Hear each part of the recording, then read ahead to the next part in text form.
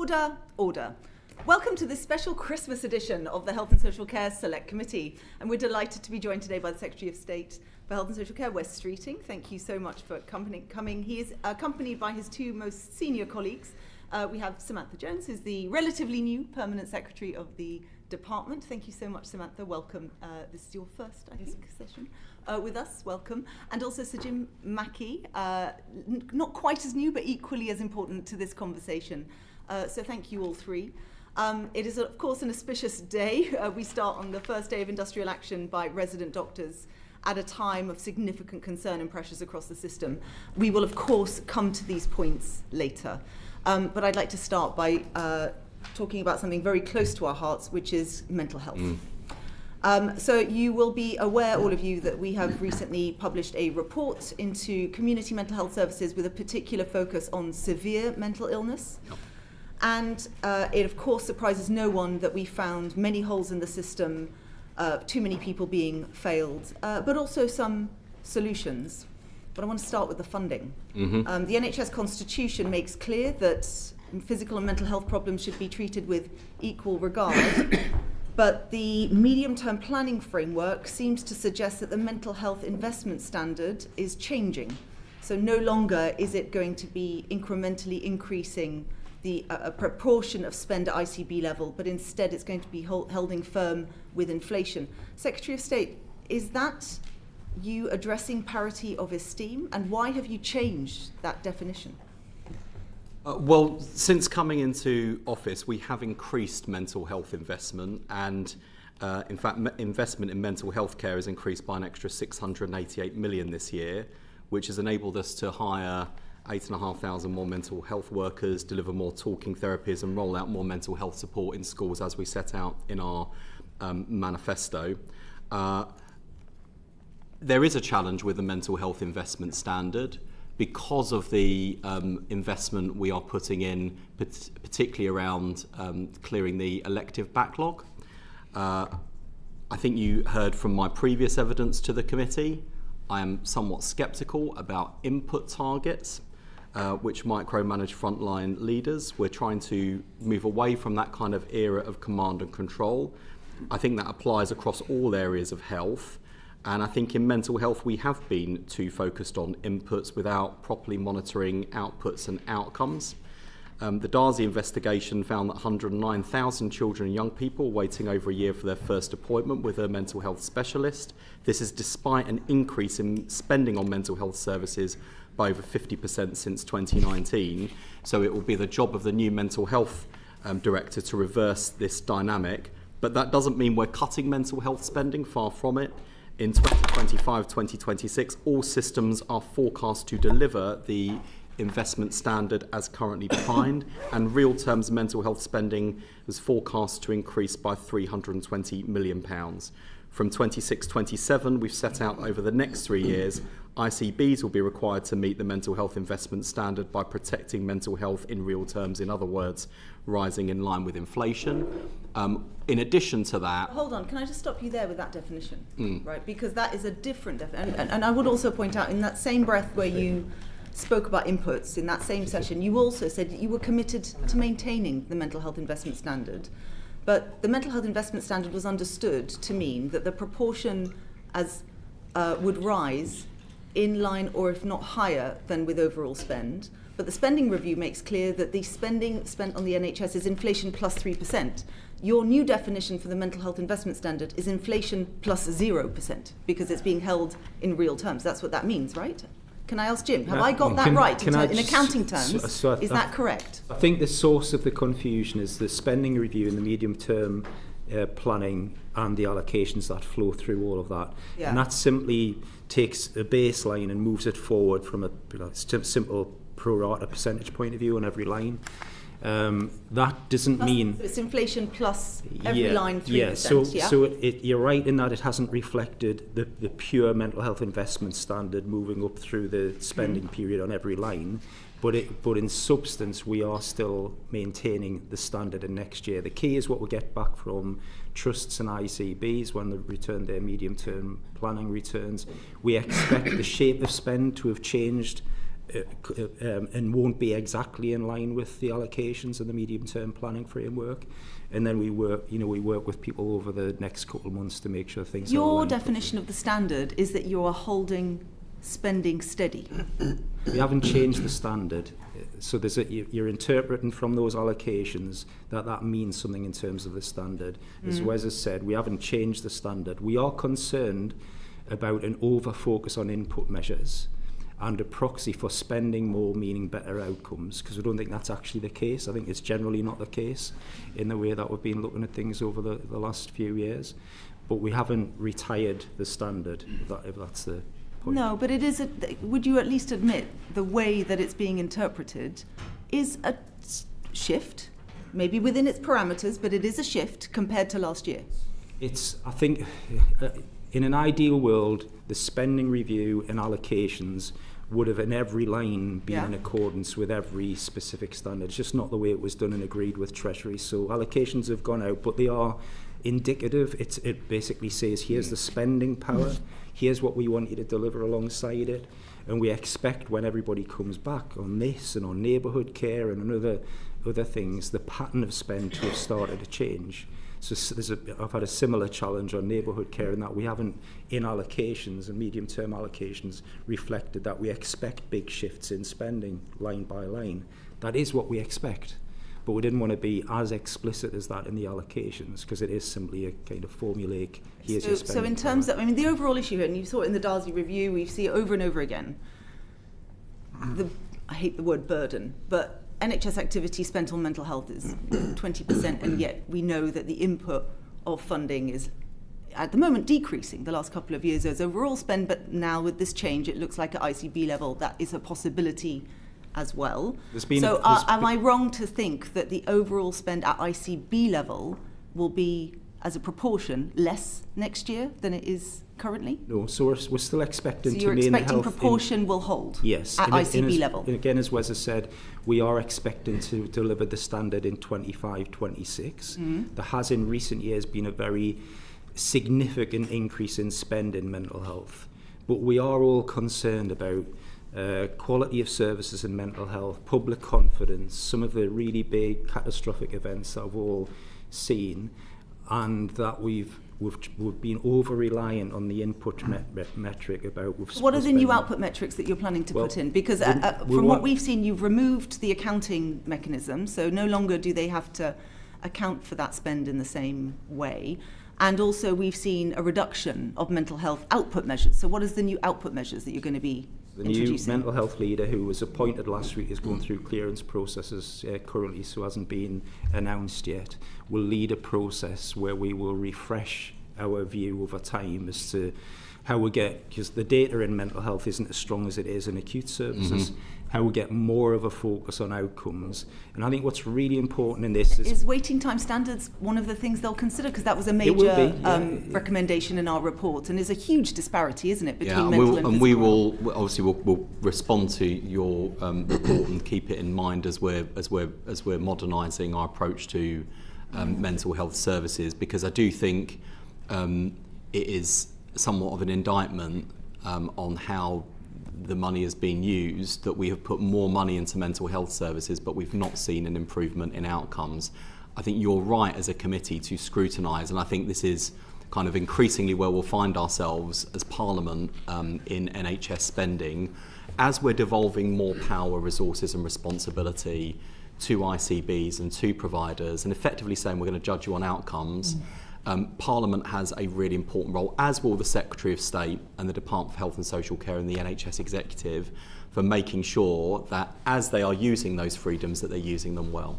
So where is the money going? What are the outcomes for patients? The final thing I'd just say on the measure, and as Jim said, we're not proposing to abandon the mental health investment standard or to change the definition. You can compare what we're doing to that measure. But there are important elements of mental health spending not included. So there's 473 million in capital funding available nationally over 26-27 to 29-30. That will support the establishment of 24/7 neighbourhood mental health centres, mental health emergency departments known as crisis assessment centres, expanding neighbourhood health services, eliminating inappropriate out-of-area placements, and increasing crisis accommodation for people with learning disabilities and autism. So there's lots of that spending that isn't counted in the mental health investment standard.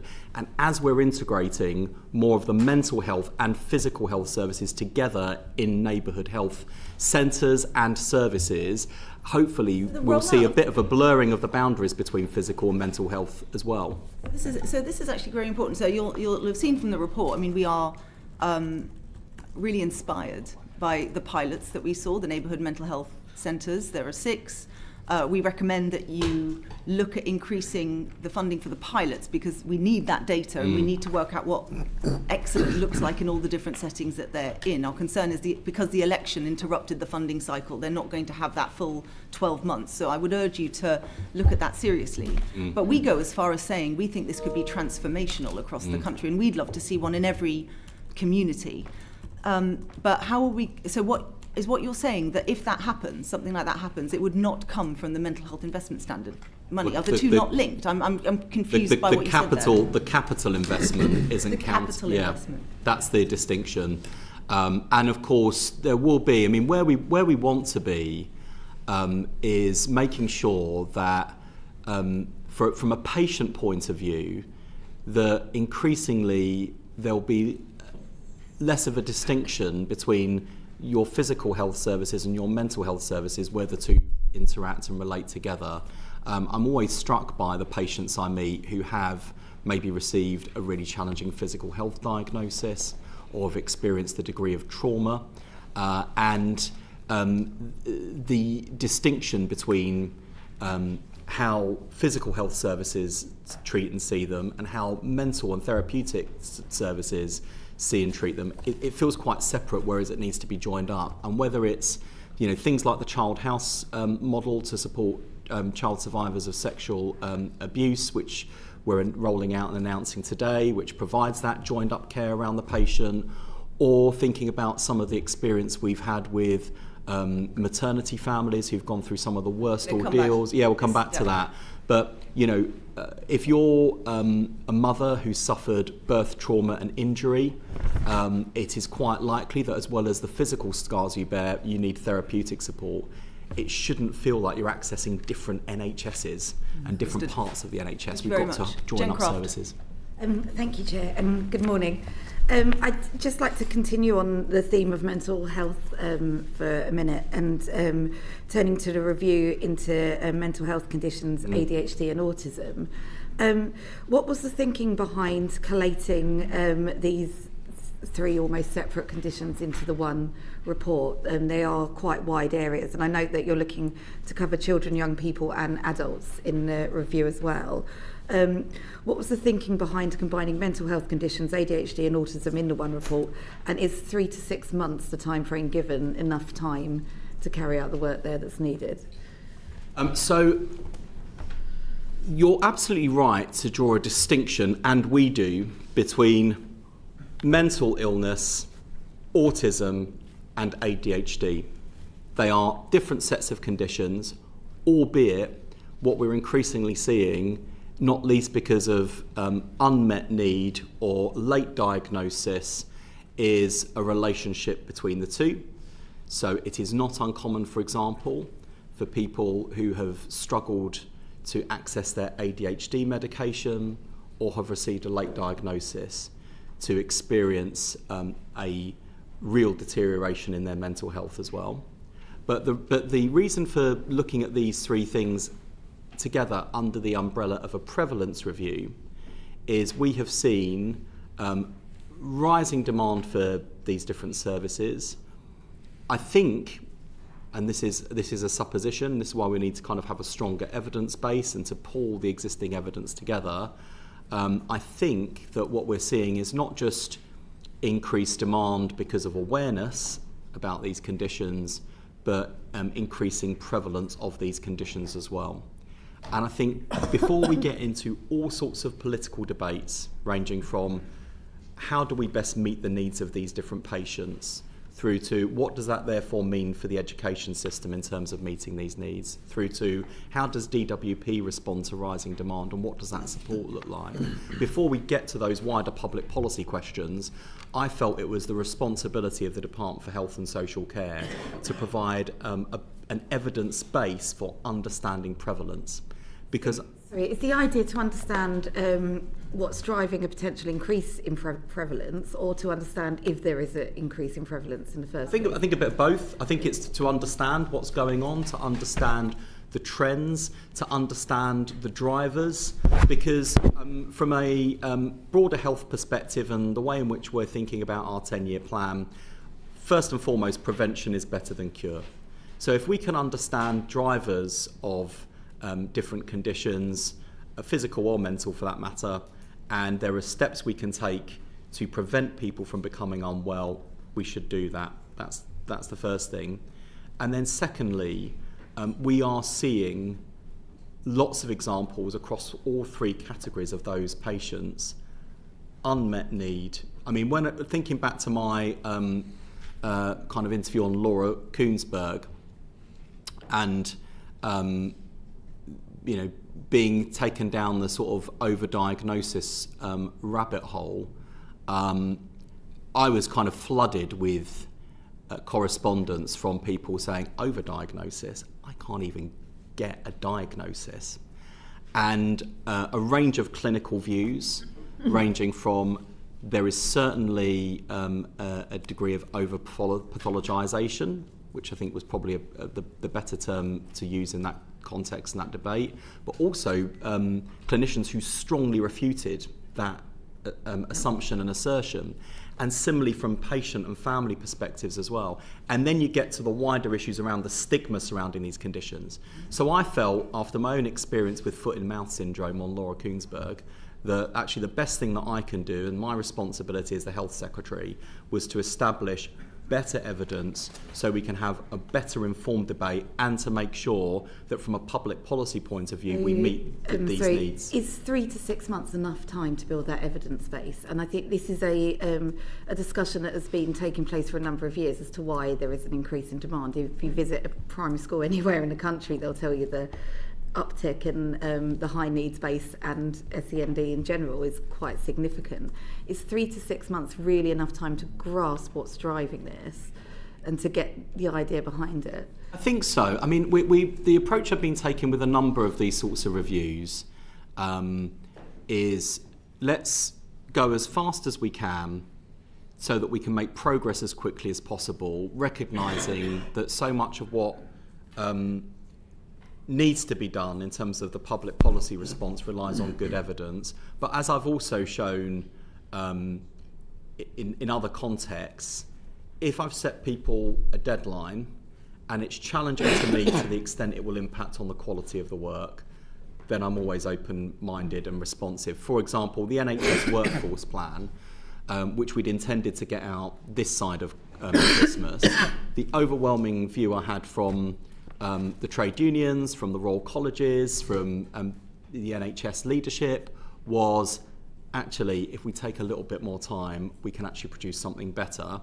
And I would much rather get a bit of challenge at the dispatch box for taking a bit longer than we'd intended than rush something. So that's the assurance I give the new gen. Expect this to maybe drag on for longer than 3 to 6 months? No, I wouldn't. That's not the expectation I'm setting. I definitely don't want the review team to think, oh, great, kick back. I've got longer, yeah. But also, to be fair, the team behind this, and not just in terms of our formal reviewers, but the team of officials sitting behind this as well, are really keen to get into this and to get stuck in, because we recognise just how widespread public concern is about this, the degree to which families are really suffering, because it's not, as ever with so many things, it's not just the person at the centre of mental illness or mental health crisis, or someone who is struggling to get the support they need with autism and ADHD. It's the whole family.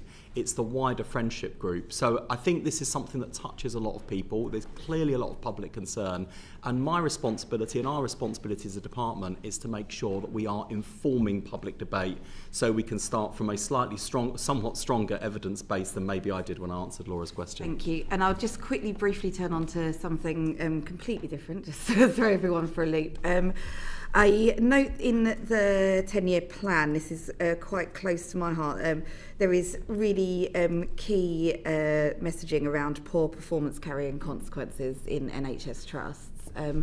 My local acute trust consistently scores inadequate on CQC ratings, including its latest, this is Mid and South Essex, by the way, including its latest one on a well-led review, again, and scored inadequate, and it was downgraded from requires improvement to inadequate on A&E, on paediatric care. Some of the findings from the CQC inspectors having to flag that someone was deteriorating, for example, in A&E, truly shocking. It feels as though the impetus for change is placed in the hands of those who potentially have led the trust to be receiving this rating in the first place. What kind of interventionist measures are available and what can be done for trusts like this so that poor performance really does carry consequences? Jim, do you want to comment on that first? So it's a good point, and there's a few ways we're going at this. So first of all, refresh the oversight framework to just try and make it more rules-based, more clear, make these sorts of performance issues and governance issues more transparent and more consistent from organisation to organisation. So that allows us to be able to differentiate better who's in trouble and who's not. That's developing over time, so we can start seeing when things are, an organisation might look fine now, but things are starting to go off in a certain place, and then we can get upstream and respond on that. The organisation you mentioned is one of a group of organisations that, if I'm honest, over the last 20-25 years has been a cause for concern for various reasons, and we've got a bit of work going on to say, I think if we're honest, our interventions haven't really worked in those places. There are sometimes systemic or structural issues there that we're not fully understanding, and we'll be having a discussion with Wes and the team in the new year about what does future intervention look like in this space, because you're quite right, I've lived there my whole life and I know that it's a couple of decades worth of basically a failing NHS trust that doesn't deliver for people in the area. What does intervention look like to turn that around? I'm not going to tell you specifically now today because we're in the process of working this out, and I really don't want to jump to conclusions and do what we've been doing for the last 20-25 years. So we've been relying on mechanisms that mobilise support teams, we escalate the organisation into different levels of oversight, they get improvement directors, we send them people from the GIRF team, this sort of thing. And for a lot of organisations that works, but the evidence tells us for 2025 it just doesn't, which tells me, I think, that there's something else going on that we haven't fully acknowledged. We need to be able to really nail that before we then start tailoring support and interventions for those organisations, which is what we want to try and do in January. There's a bit of a pattern for this group of organisations that generally they are a bit more remote, often coastal, don't have the workforce supply that others do, etc. But it's not as simple as that. There Work in progress, keep us updated. Thank you very much. Alex McIntyre. Thank you. I'm just going to move us on to the maternity review being undertaken by Baroness Amos at the moment. And sadly, her initial findings will be all too familiar for Gloucester residents who, the ones I've met with, have told me about mothers being sat in bloody bed sheets without being changed, often not being listened to by their doctors. Sadly, we've lost babies to avoidable deaths. That review will come in the new year. I appreciate you haven't seen the findings yet, but will you give a commitment to implementing the findings in full? And what planning is being undertaken by the department at the moment to make sure that the ICBs and local trusts have the capacity and the resources that they need to implement those findings at pace?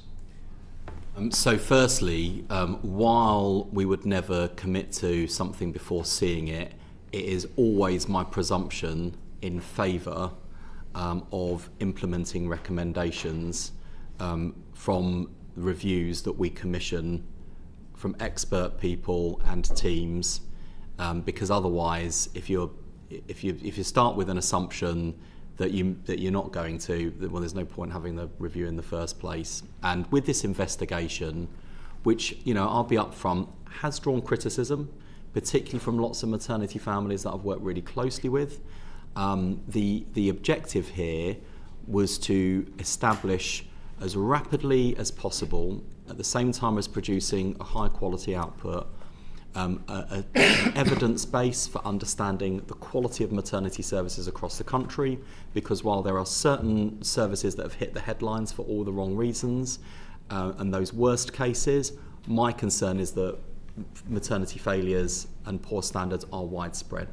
So we've got to establish that evidence base. Secondly, as Baroness Amos's initial impressions report highlights, we've been drowning the NHS in recommendations from a series of reviews. And I think, having spoken to maternity leaders and frontline staff and families, I think one of the services that we can do as a government is to help the whole maternity service see the wood for the trees, to give people clear and consistent direction about what the first order priorities are to ensure safe care, and then to work through those issues methodically. I've seen examples, including in Nottingham, which has been one of the most high-profile trusts, where frontline staff are on one hand being told to do one set of actions by the Ockenden Review, and were then given contradictory instructions by the CQC. Now, that puts staff in a really difficult position, because which way do they look? Do they look to the Ockenden Review? Do they look to the CQC? And then it causes real concern amongst families and the wider community, because they're thinking, well, hang on a minute, that's use unparliamentary language, does this system and does this service know its backside from its elbow? If people are being told to do contradictory things by kind of experts in this area. So we have responsibility to set out honestly to the public where the system is, to the system to direct them as to what the key actions they can take are, and then to drive improvement. And one of the reasons why I'm establishing the Maternity and Neonatal Task Force and chairing it myself, and including everyone from staff representatives and the professional views right through to families and other experts, is to make sure that we are then keeping a focus on the recommendations and the progress. I would also, no doubt the committee will do that. Parliament should also do that. Because, to be honest, we've seen this kind of fairly widespread actually across the public sector. There's no point having lots of recommendations gathering dust on shelves and then just adding to them with more recommendations or more regulation. We've got to provide clarity, consistency, and then enforce progress and hold people to account if they don't deliver. On that task force, can I make a request? So I've recently met with one of the brave whistleblowers who spoke out in the BBC Panorama documentary about Gloucestershire Royal Hospital and the maternity failings there, who has been quite honestly shut out from the internal investigations as to what's gone wrong and not listened to by the NHS. And we know that unfortunately the NHS still isn't where it should be in terms of listening to whistleblowers. When we have staff representatives, can we make sure that those who have taken the brave step of blowing the whistle are listened to, as well as those who are currently in the system? Because quite often the people who have spoken out, or quite frankly left the service because they don't feel what the service they're providing was safe, are then not listened to because they've taken that decision to step away. That is a very good suggestion. I'll take that away. Thank you. I'm going to pass on to Paulette because I think she's got a question on maternity before I come back to it. I have. Good morning, Wes. My question is relating to the Black Maternal Health Report, which was published yesterday.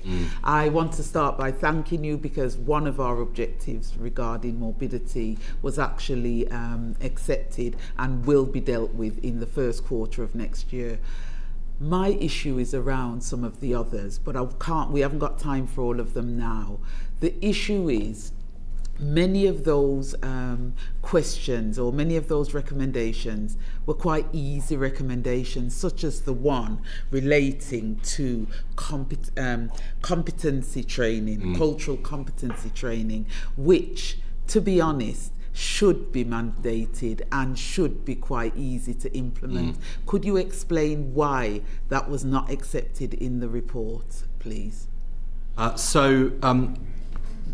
Two things. Firstly, over 20,000, I think 20,500 maternity staff have completed the e-learning module to date on cultural competency training. Work is underway to draft a new statutory and mandatory training competency framework for all NHS staff, which is going to replace the core skills training framework, which is going to go live in April 2026. And I think the reluctance to commit now to mandating that particular module for maternity is kind of considering that in the context of that wider work being undertaken. I wouldn't read that as a hard no. Is what the only reason why I've questioned that one is because, and I will shut up because we're really tight on time. I've questioned that one because in October you did introduce some training that is predominantly for consultants and other groupings. So the training seems very bitty, it seems very varied, it isn't co-produced, people don't know whether they're coming or going. And for me, if something is mandatory, it's then done through yourselves at the department and say with the midwives, and also, which is what we recommended, co-produce with families that are going through the trauma. Surely it would give a more inclusive piece of training, whereas at the moment everything that's there, it's just all over the place and you're adding yet another thing. Yeah, and I think without getting ahead of ourselves, I think the intention is to make sure, because to be honest, the issues around racial inequalities and discrimination are actually quite endemic across the NHS. When you look at the experience of our Black and Asian patients as well as staff, I think, as I've said before, we've got a widespread cultural problem. I would expect cultural competency to be included in the mandatory training competency framework for all NHS staff. And I think that's why there's been a reluctance to commit to something just for maternity. But I'm very happy for us to continue this conversation and to get this right. And it may be that it's your view and the view of others that regardless of what's being offered to all NHS staff, we've got such an issue of maternity that we should have something that's maternity specific. And I'm happy to look at that with you and then report back to the committee. Thank you. Back to Alex. Going to move on to industrial action. And before we come to the BMA, I'm going to start with the longest ongoing strike, I think, in NHS history now, which is the phlebotomists in Gloucestershire. What steps are you and the department taking to resolve that dispute so we can get the phlebotomists back into work where they want to be? So the first thing I would say, Alex, is that it's completely unacceptable that this strike has rumbled on for so long. And this dispute has rumbled on for so long. As you say, it's the longest running in the NHS. I don't think anyone has really covered themselves in glory in this dispute. When you look at the change the Trust was proposing to make versus the impact the dispute has had, one clearly outweighs the other. I won't say any more at this stage because my understanding is that both the Trust and Unison are in what is, I think, a very constructive phase of dialogue, and I hope that in this season of goodwill that the dispute will end shortly, and I'm very happy to pick this up with you in the new year if that is not the case. But my sense is that both Trust leaders and Unison desperately want to see an end to this, and I don't think we're that far off. Great, thank you. And moving on to... Should declare I'm a Unison member, by the way. Moving on to the subject of the day. Obviously, we've heard a lot about the strikes in the media and the decision by the BMA to go on strike. I guess to push you on a slightly different angle, what steps are you taking to try and resolve the strikes even at this late stage? And also, what steps are you taking as a department to protect patients, including those in my constituency of Gloucester? Yeah, so I'm not going to waste valuable time this morning sort of relitigating what I've said very publicly and regularly on the BMA and my views on the timing of this industrial action, because they are well known. We met with the BMA yesterday morning, Jim and I and other senior NHS leaders, even at that late stage, to try and see off strike action this week. Obviously, those talks, which went on for about 5 hours, were unsuccessful. I think from where we're sat, when we've got two disputes, there's one on pay, one on jobs, and then we've got strike action that's sitting beneath it. On pay, our view as a government is we came in, we recognised the deterioration in resident doctors' pay over more than a decade, and we felt a 28.9% pay rise covering the first 3 years was real progress in the right direction for resident doctors. And we were very clear about the BMA that having had 2 years in a row of the highest pay rise in the public sector, we couldn't afford to go further. But of course, we're willing to talk about future years. They haven't done badly out of the DDRB in terms of the recommendations. On multi-year deals, the problem we have, and it was reiterated I think yesterday, is that what the BMA are really angling at, and I think fundamentally, even if we put forward a really good jobs package, this is ultimately a pay dispute. What they want is a 26% rise in addition to the 28.9 that they've already had. And when I challenged them on the sort of time period over which that could be delivered, and there's just a gap, a very wide gap, between BMA expectations and affordability. And there's also a fairness thing here, which is I'm responsible for 1.5 million staff in the NHS, not just doctors. We are in really constructive discussions with Agenda for Change, with a view to putting together a package which will be a combination of pay structure reform for Agenda for Change, which Unison and RCN have been crying out for, to look at how we improve their pay, which has not improved as well as doctors, and whether we could do that in a deal that would be multi-year. I can't go higher with the BMA on resident doctors than I am with Agenda for Change staff. I do not think that would be fair. And so we're kind of at an impasse on this for the moment. And my frustration about because even now there'll be doctors, and have been online, who've said, well, look, the government had done nothing on pay, haven't moved on pay.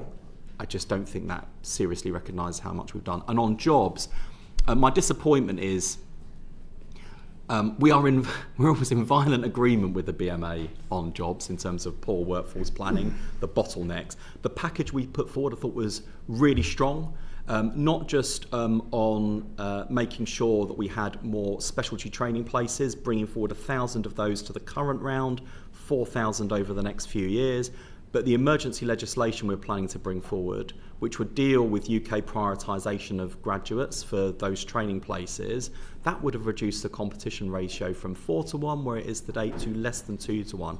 I thought it was a really good thing.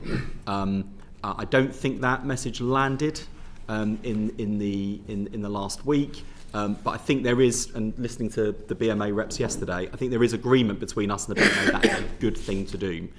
So where does that leave us? I mean, for the moment, we are entirely focused on getting the NHS through the next 5 days of industrial action. And in fact, I'm probably just as, if not more, worried about the weeks that follow, because frankly, the consultants who are getting us through the next 5 days are the same consultants we would normally be asking to put in extra shifts, extra effort to get us through what is normally the Christmas, New Year peak pressures.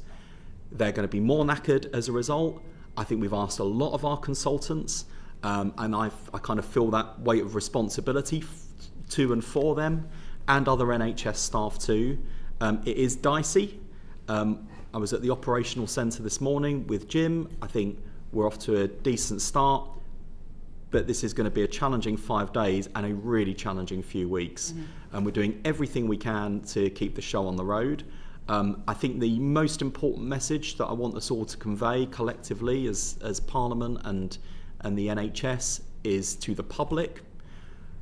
I do not want people who need to access healthcare to think strikes are on, I better not try.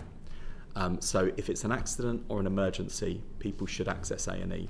If it's not an accident or an emergency, but people require healthcare, 111 over the phone or online will be there for people and direct people to local services so they get the right care in the right place without adding to A&E pressures. I hope that's given you a helpful overview about where we are with the BMA. I think jobs broadly in agreement, pay too far apart, and the sadness I feel actually, especially when I meet with Jack Fletcher, who is a decent person, who cares about his profession. We are in agreement on so many things. If we were not locked in what is an increasingly difficult dispute, we would be making more progress together. And these strikes are going to come at a cost around £250 million and impact on the operational pressures, impact on patients and the whole NHS workforce. And I deeply regret we're in this situation. Thank you very much. Greg Stafford. Thank you very much. Continuing on with the strikes, the cost of the July's industrial action was funded from existing NHS budgets. When Sir David was in front of us in September on strikes, he said, but bearing the cost of that being the strikes, would be beyond our ability to cope with. That would be unreasonable for the NHS to do and would have consequences on what we're able to provide. So how much central funding has been given to the NHS to cover the strikes, both in November and now? Well, so far, not least thanks to the way that Jim and Elizabeth Omani, the Chief Financial Officer of the NHS, have managed with the system to keep costs under control this year. So far, we have managed to absorb pressures of strikes and costs of strikes without directly impacting on frontline services. Is that correct, Sir Jim? It is, yeah, so far. And as of this stage of the year financially, we are still broadly on plan. Elizabeth is in discussion with finance directors around the country about how we get some funding out into the system to recognise pressures so far, one of them being industrial action, but without also doing what's happened in previous years, where whatever the cost is, it gets settled up. But as Wes has said, there's no new money into the service that we're getting from Treasury or anywhere else, for understandable reasons. We've had to absorb it internally. We have managed that so far. But as I said last time, there'll come a point where it becomes unreasonable to expect that to happen, but the service has managed it really well so far. But if money has been rightly saved in the NHS, that money's been spent on strike action rather than improved services. So essentially it has had an impact on frontline services because that money could have been spent on improving X, Y or Z. There's an opportunity cost, absolutely. And that's why I think the strikes are actually ultimately self-defeating for the BMA and members of the BMA, not just... I know that the sense from BMA members reflected in the ballot, both in terms of turnout and the margin of the ballot response, is to give the government a good kick-in. Yes, but sorry, that does have an impact. I do understand. I stand that does have an that. impact on the opportunity cost, as you suggest. So therefore, going forward, given there are probably going to be more strikes, I hope there are. Are you going to, Secretary of State, give a guarantee that in future the NHS won't have to find internal savings to cover these strikes? We're going to have to keep the costs under careful review. I obviously talk to the Chancellor and the Prime Minister all the time about how we're managing the pressures in the NHS and the impact on services. So those will be ongoing discussions. As we can see across the board, and I think this is one of the points that needs to be considered in terms of the choices and trade-offs we make as a government. We are not awash as a country with cash. And I can't simply knock on the Chancellor's door and ask to access the reserve because it's not in abundance, and there are such a wide range of pressures on the public purse at the moment, on everything from the defence of the nation to crumbling public infrastructure through to the unavoidable unexpected, let alone something like this. And that is the context in which I've asked resident doctors and as well as the wider NHS workforce to understand that as a government we're going as hard and as fast as we can to improve pay, terms and conditions and quality of services. our job is made harder if we're locked in disputes and strike action that cost all of us, including doctors, because this does, as you've rightly pointed out, there's an opportunity cost of £500 million that has gone funding strikes that could have gone into funding a whole number of things that we and the BMA would agree on in terms of areas to make progress. Thank you very much. Josh Fenton-Glynn. Thank you. I'm going to move to a different area. I'm sure you'll be pleased not to talk about industrial action for a bit. I'm going to talk about palliative care. You'll be aware that this committee commissioned an independent expert panel to look into palliative care, and the report wasn't good news. The panel found that as a result of the reliance on charity funding, and because there's no minimum service standards in ICBs, the panel found that there's a postcode lottery in provision, with poorer and more marginalised communities often losing out. Is that a picture you recognise? Mm-hmm.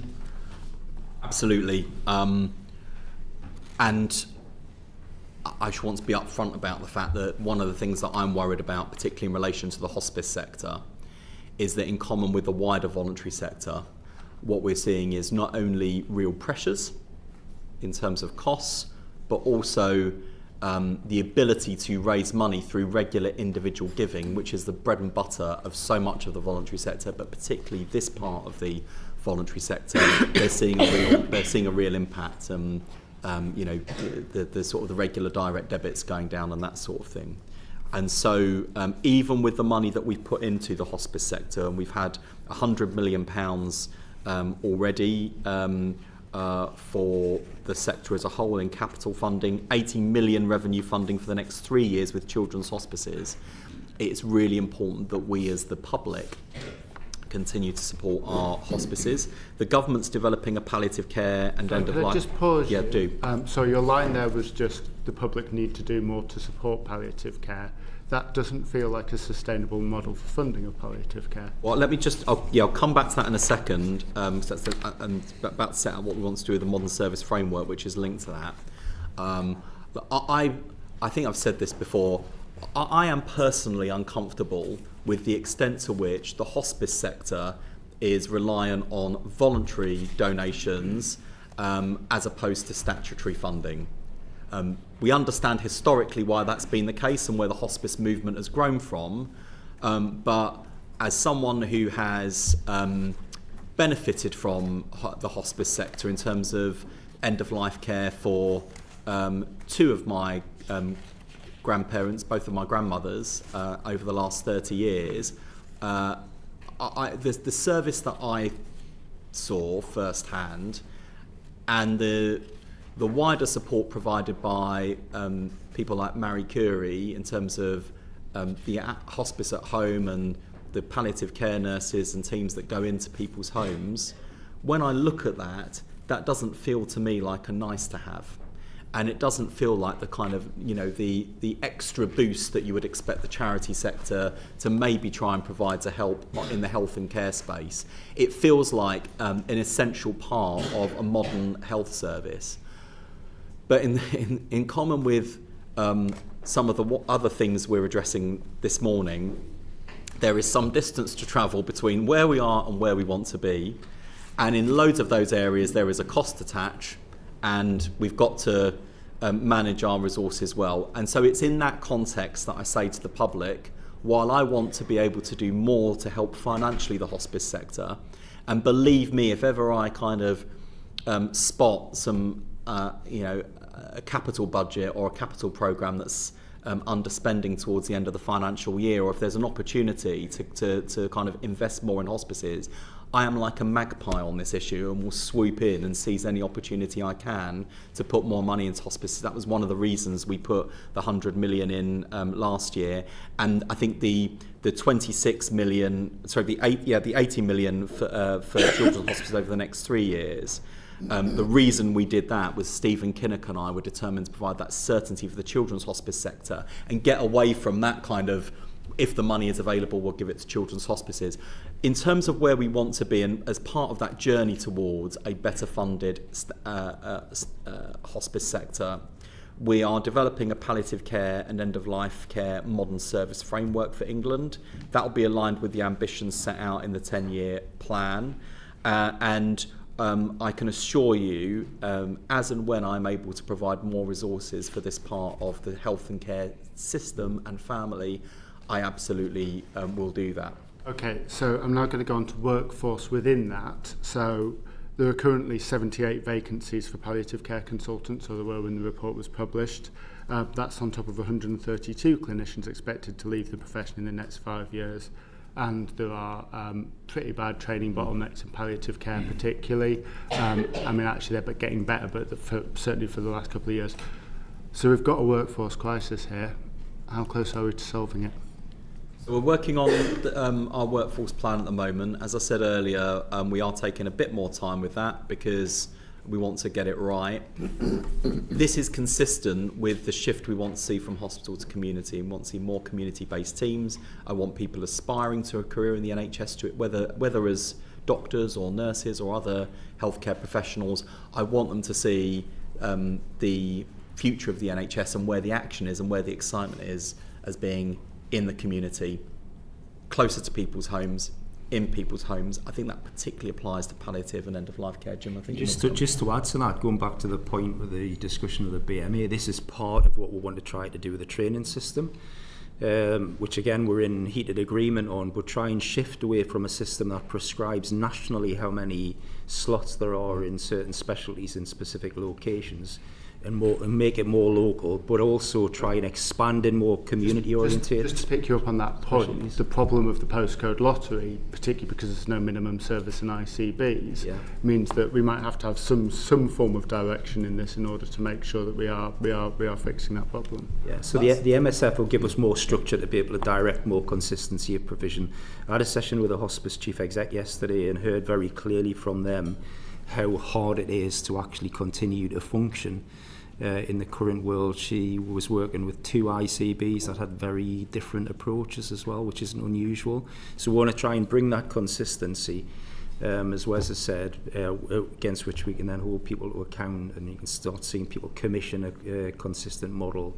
But specifically on the workforce model, if we can reach agreement with the BMA, this would be a specialty you'd expect to see grow over time. And there is going to be a cultural challenge there. I mean, one BMA representative I spoke to in the context of the additional specialty places said, look, we want to know where these places are. What we don't want is loads more geriatricians in North Wales. You know, notwithstanding the fact that I'm responsible for the NHS in England, I think that kind of demonstrates to an extent where some of the thinking or some of the culture is around future career ambitions. We will need more geriatricians. Community is a good place to be, and declare an interest. I've got family in North Wales. I'd quite like more geriatricians in North Wales, but I'd like them to be everywhere across the country as well. In North Wales, because I think I want to get to the broader point. So we've got this workforce crisis, and we've got experienced staff leaving. We've got what looks to be a postcode lottery in provision. We also have the terminal adults end of life bill coming down the pipe, which has an auto-commencement clause after 4 years, whatever the state of social care. As Health Secretary, do you think it's safe to pass legislation with auto-commencement in it after 4 years against this backdrop?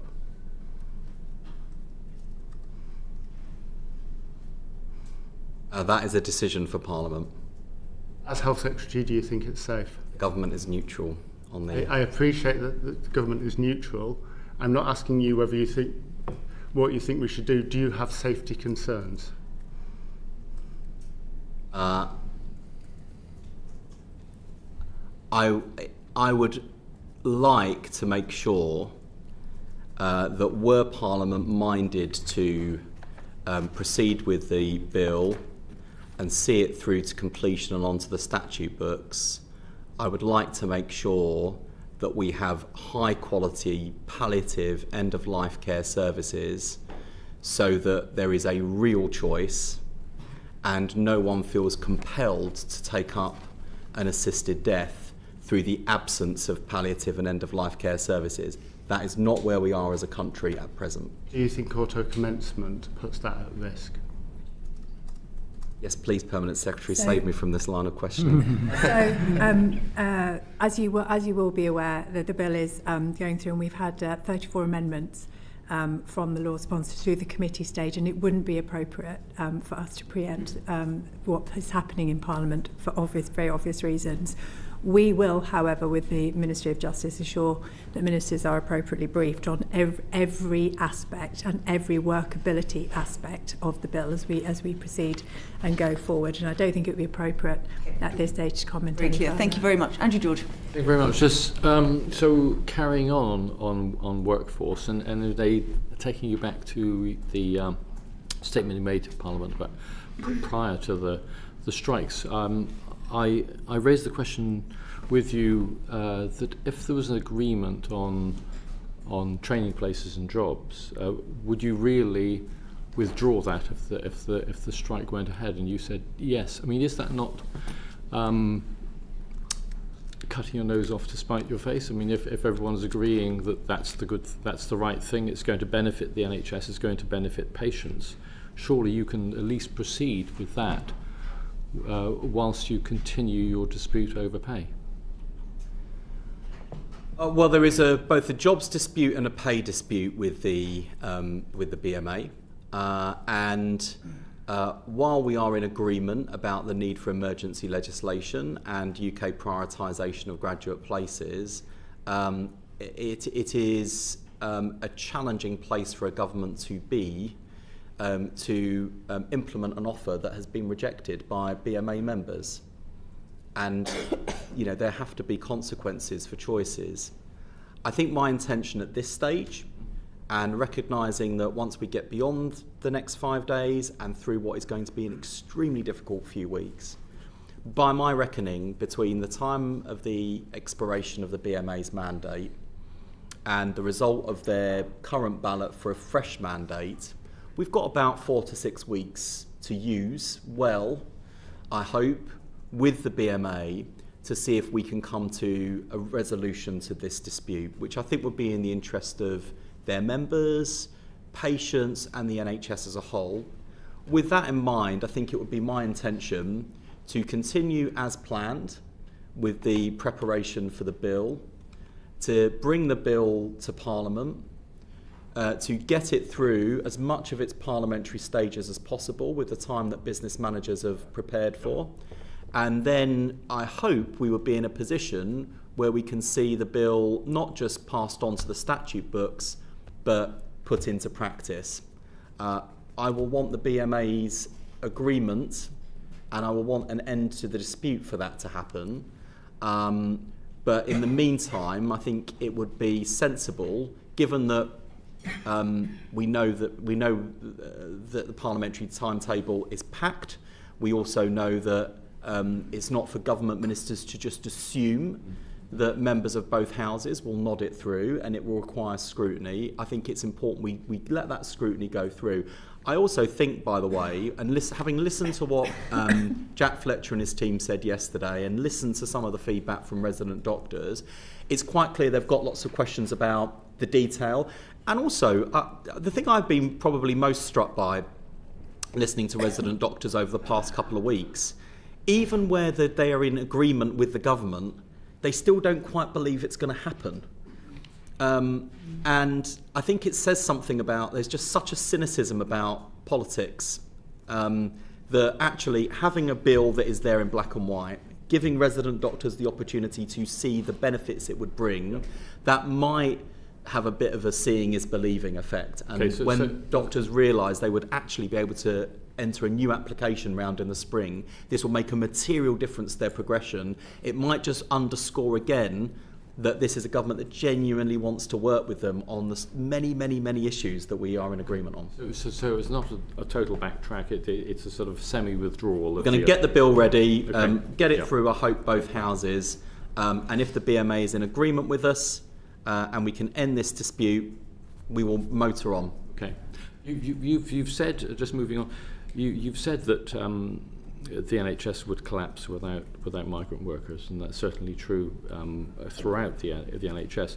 I mean, how do you square the fact that the NHS would collapse without migrant workers with the Home Secretary, which is proposing to stop them coming effectively? Well, where we've been as a government, I think, is recognising that firstly, we want to attract international talent. And that is certainly true in our health and care services.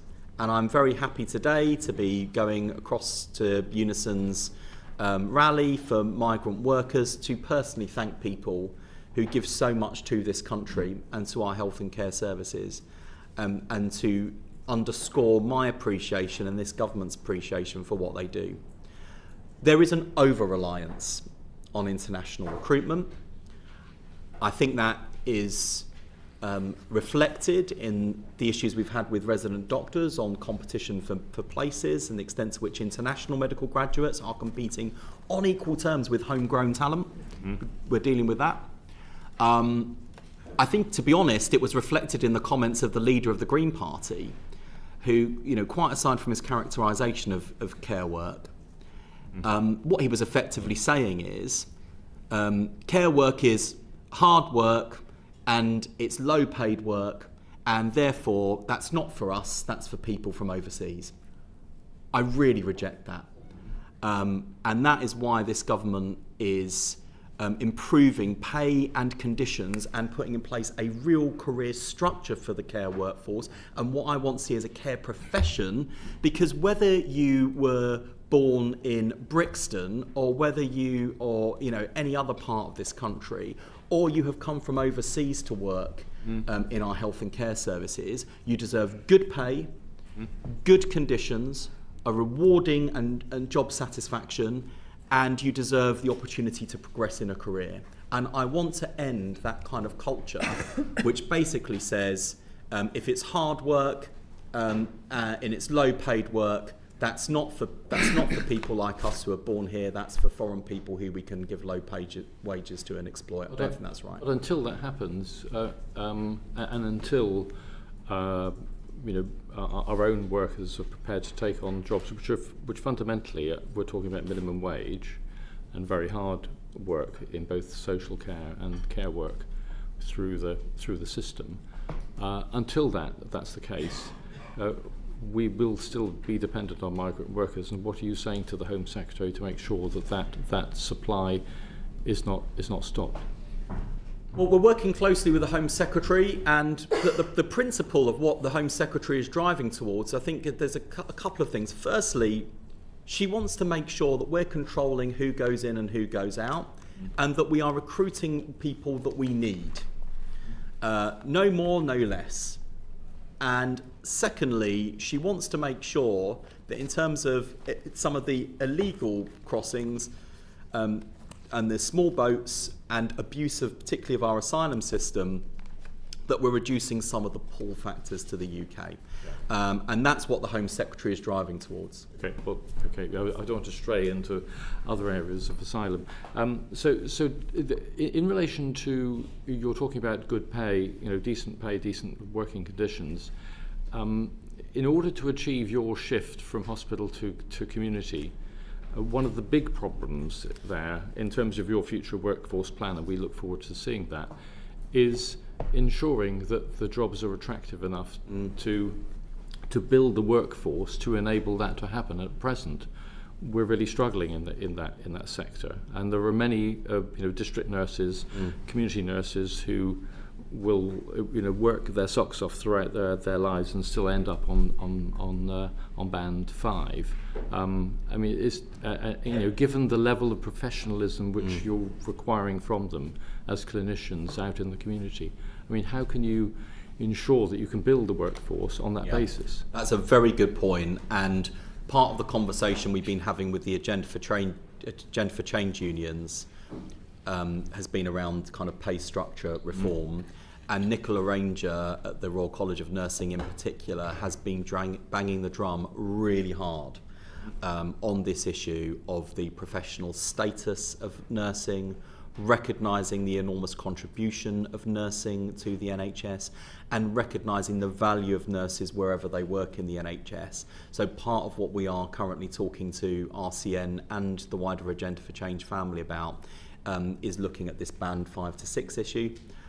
And more generally, I mean, I want as I said earlier to Josh, I really want people who are thinking about a career in the NHS, not just to imagine working in a hospital or a GP practice, which is where lots of us who are muggles and do not work in the NHS kind of might instinctively kind of think about. Actually, the community-based teams. Some of my favourite shadowing of NHS staff I've done have been with district nurses, and I really want to see that part of the nursing profession in particular grow and flourish, and I really want people who aspire to be nurses to imagine themselves not just on a ward or in a practice, but to actually be out there in the community, in people's homes. I've seen it firsthand. It is remarkable work, and it impacts on such a wide range of people, often not just the patient in front of you, but the wider family, whether that was the conversation I heard one district nurse having with the wife of a husband whose mental health as well as physical health was really suffering, and the burden that was having on her, right through to the district nurse who was holding the hand of loved ones literally in the final hours of life. And you may well find, Secretary of State, a letter on these lines might be coming your way in the new year. But right. Dr. Becky Cooper first. Thank you. Thank you, Chair. So thank you for being here this morning. I want to continue a little bit where Andrew left off with workforce. And it's great, Secretary of State, that you are so incredibly keen on the community. So let's stick with the left shift. So I wonder if you can outline how you're developing our prevention workforce, both in and out of the NHS. So I'm thinking specifically of that community workforce, but also, of course, our voluntary and community sector and our public health workforce, which I appreciate is in another directorate, but is still intrinsic to what we're doing. Yeah, in a few ways. Firstly, we've worked hard, particularly as a ministerial team, but also with the new leadership we have on both the official side in the Civil Services Department and in the NHS Executive as well, to improve and build on the relationships we have with local authorities and local government, particularly Directors of Public Health, DASs, DCSs, to make sure, and actually even some of the place-based directors in local government, to make sure that we are implementing health in every policy in local government as well. They're part of our workforce planning and that conversation. Are they, Secretary of State, part of your funding planning? Because one of the conversations is absolutely this conversation that nobody disagrees with, but you'll appreciate that the funding is still going into the acute sector, and I very much realise why that is the case, because we've failed to prevent people getting sick for so long. We've got a massive acute problem now. But in terms of looking at the funding, at what point are we going to be able to look at the funding and see parallel funding tracks running? I.e., when am I going to be able to look at public health funding and say, okay, that has some teeth, and when is the community funding going to start looking? It'll never be comparable to the acute sector, but when will we start seeing a significant difference in the funding streams? So we have, in terms of the public health grant, we have been protecting the public health grant and increasing it to recognise the invaluable work that local authorities do. On the prevention side, we've been pulling a whole range of levers at the centre of government, from changes to the law and regulation, whether getting the smoking bill through Parliament or action on obesity and targeting of junk food and those sorts of policy levers, right through to the Chancellor's decision to introduce a gambling levy. Now, that was brilliant in terms of lifting 500,000 children out of poverty. I mean, there is prevention for you right there, primary prevention. But also from a health point of view, regardless of its role as a revenue raiser, raising that money also helps us to tackle gambling harms as well. So this is kind of in common with some of the other lines of questioning this morning. There is no shortages of things we could do with more money. We've got a finite pot. We have to manage our resources well. And again, just to press you, I appreciate it's very hard to reduce the spend in the acute sector. I'm not naive to that. But at what point during the sort of course of this Parliament will we be able to say, okay, there are significant resources going into the community sector, and public health is massively under-resourced. I appreciate the increase.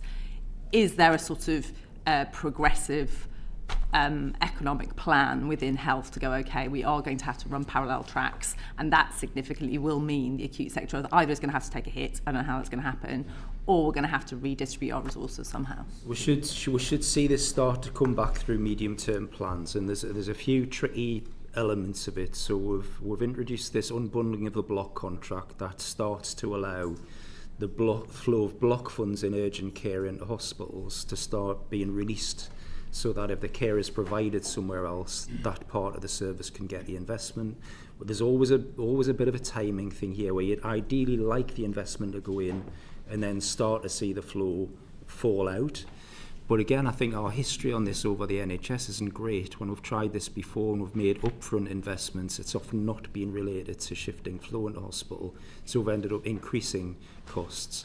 So what we're expecting to see is ICBs in their plans start to set out small steps on neighbourhood care and in prevention and using the unbundling of the block to start... And this is in their role as strategic commissioner, this is what you're expecting to see? Okay. And start then seeing patients being treated in other settings, that then reduce income into the hospital sector and fuel further investment in the community services. Okay. The hard bit's going to be the sort of first 18 months, 2 years of it, as we start to get things off the ground, prove the work. Yeah, no, I don't disagree, Jim. It's an incredibly difficult thing to do, and it has been talked about a lot before and it's not happened. So you'll appreciate we're going to keep asking and see if it actually works this time. So in a specific area that we looked at as a committee in the world of prevention and actually clinical services is sexual health services.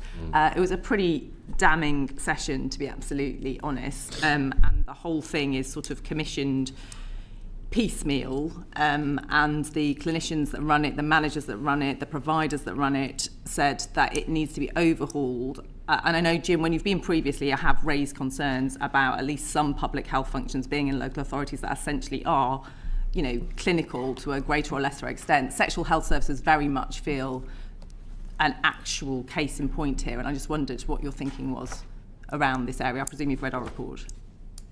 Me or Wes? Either of you, feel free. Wes, go for it. Well, so you're right, and I'll say what I've said before. You know, so when I've been responsible for running these services before, it's very, very hard to work out who funds what, how the money works, who works for who, you know, etc. And it's similar to palliative care. It's a real patchwork around the country. No, and I appreciate that, Jim. But you are the people to solve this. So rather than admiring the problem, I wonder, are there any solutions, Wes, that you would like to suggest for this issue? I mean, there's been a few things so far. I mean, firstly, to appreciate and respect through actions, not just words, the role that the voluntary sector plays in the provision of sexual health services. And in my early weeks and months in office, that meant, for example, making sure that when we're contracting, that we are recognising the actual costs provided by the voluntary sector and not seeing them as a sort of cheap and easy option, and trying to shortchange them in a way that I think has happened over the years. We have obviously had a big focus on HIV with our HIV action plan, which I'm particularly proud of. But more broadly, UK HSA has been leading work to review our collective approach to sexually transmitted infections. As part of this work, they published their STI prioritisation framework in October 2024, which will allow local systems to work and identify what combination of interventions to focus on, recognising that there is different prevalence and different needs in different communities in different parts of the country. We've rolled out the world's first vaccine programme to prevent gonorrhea, and clinical guidelines have been published by BASH to enable doxycycline to be used as a post-exposure prophylaxis for the prevention of syphilis, which is doxypep. Please do not ask me to explain the science. Okay, Wes, all great. So that's great. We've heard all this in the session. I think, all Becky, good. you're asking. Yes. I think at the heart of your question is asking. I'm asking about commissioning the services. Yeah, it's a mess. Is local government the right place for this sort of public health work? So far, the answer has been yes. It's a kind of finely balanced argument, and I think there are some decent arguments for taking some of those services back into the NHS, and I know that's kind of where you're pushing us towards. Yeah, or I'm just looking for a sort of a sensible way to commission. So at the moment, sexual health services, bits of it commissioned here, bits of it commissioned there. Some clinicians can do some bits, some clinicians can't do some other bits. It's not a sensible, holistic way of looking at I think that's a fair challenge, and we should come back to you on that in more detail. And we'll go away and take Have up a the think, challenge. read the report. Lovely. Excellent. So alcohol, Wes, happy Christmas. Can you feel just very very seen. Excellent. Can you just very briefly outline how, as a government, as a responsible government who prioritises people's public health, we can protect people from harm whilst supporting pubs to thrive? Yeah, look, that is a good challenge. And look, the problem with the problem with alcohol is excess. Generally, in terms of tackling things like obesity and good health, whether liver health or otherwise, and we've got a particular challenge with problem drinking and people who drink to the point of dependency or addiction. So what should we do? And we should draw a distinction between those things. Pubs are a good thing, and they are a good thing for health. That's not just my view, it is the view of the Chief Medical Officer, no less, because what pubs do in common with other community spaces is provide a place for people to come together and socialise, which is a good thing from a health and well-being point of view. So I think we've established that the cheap alcohol in the supermarkets is the problem. Are we going to tackle that? You're leading me towards minimum unit pricing. I'm trying to be quick because I just want to ask you about the gambling as well. So go. I think this is a debate worthy of our time that Parliament should get stuck into. We will come back to minimum unit pricing. Very quickly, Chair. Sorry, gambling. Should we ban advertising, online advertising for gambling? That is a matter for my colleagues at DCMS. But we have a health view on it. I have a health view on everything. I make sure that they are always put across in cross-government discussions, and there are choices and trade-offs. I'm not aware of any plans to take action in this area. I would urge you to keep reading our work on this issue. Danny Beals. Thank you. Just to follow up on sexual health very briefly. Thanks to my colleague for raising it. You're right, Wes. The tools are there now. We've got PrEP for HIV, DoxyPEP, vaccines for hepatitis, gonorrhea, Mpox. We've got a range of tools. We should be winning the battle on sexual health. It's a perfect example of prevention over cure. Yet rates of many STIs are still going up. They're still huge and widening in some instances, inequalities. And as you and as Dr. Cooper has mentioned, fundamentally the system is fragmented. In 2019, this committee recommended a new sexual health strategy. The last government never delivered it, and in 2025 we've again recommended an updated sexual health strategy to bring the system together and build on the prioritisation framework that UKHSA have produced. Do you think it's time for a system-wide strategy on how we realise the potential of these prevention tools? Well, I certainly think we need to take up Becky's challenge of just thinking about how we are organising ourselves in the commissioning and delivery of services.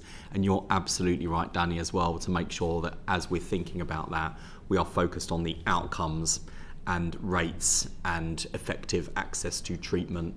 But we've also got to do much more on the prevention side, and I'd be very happy to work with members of the committee in that work, not least given your experience in this area before you enter Parliament.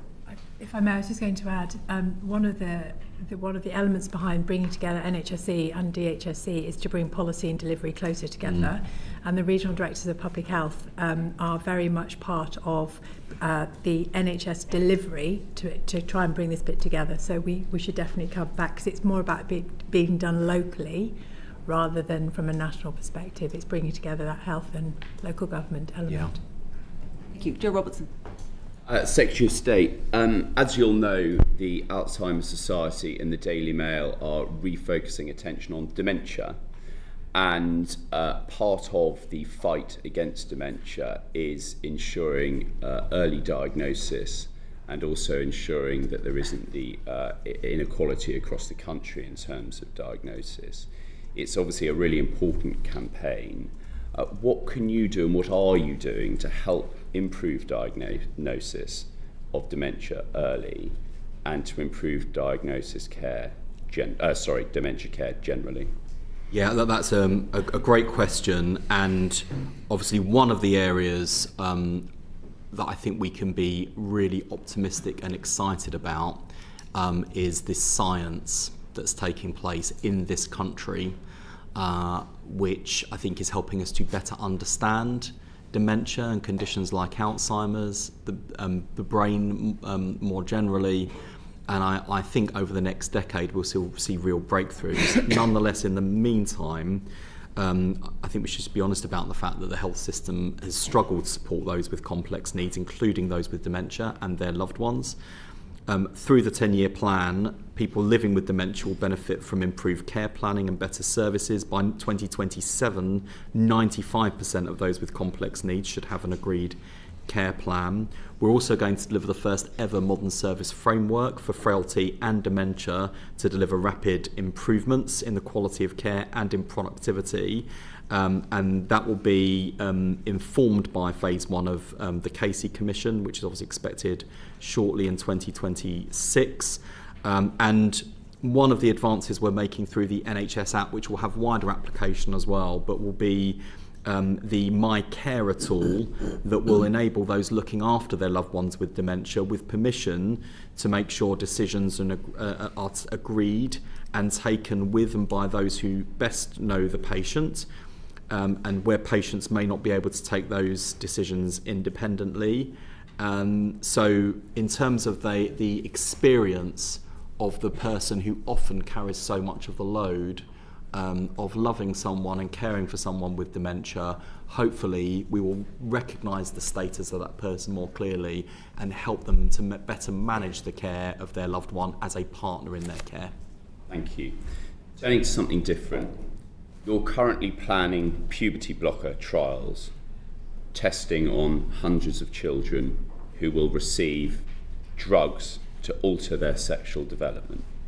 You've said you're uncomfortable with that, but you're in a uniquely privileged position to do something about it. Will you ensure no children are tested on by having drugs that alter their sexual development?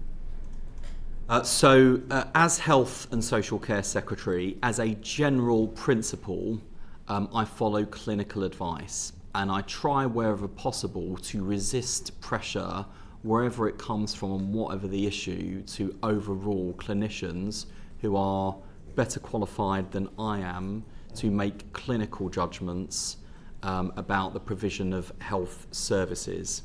That's not to say that I can't or would never, but there has to be an extremely high bar for me wading in that way, because I think it would set something of a precedent.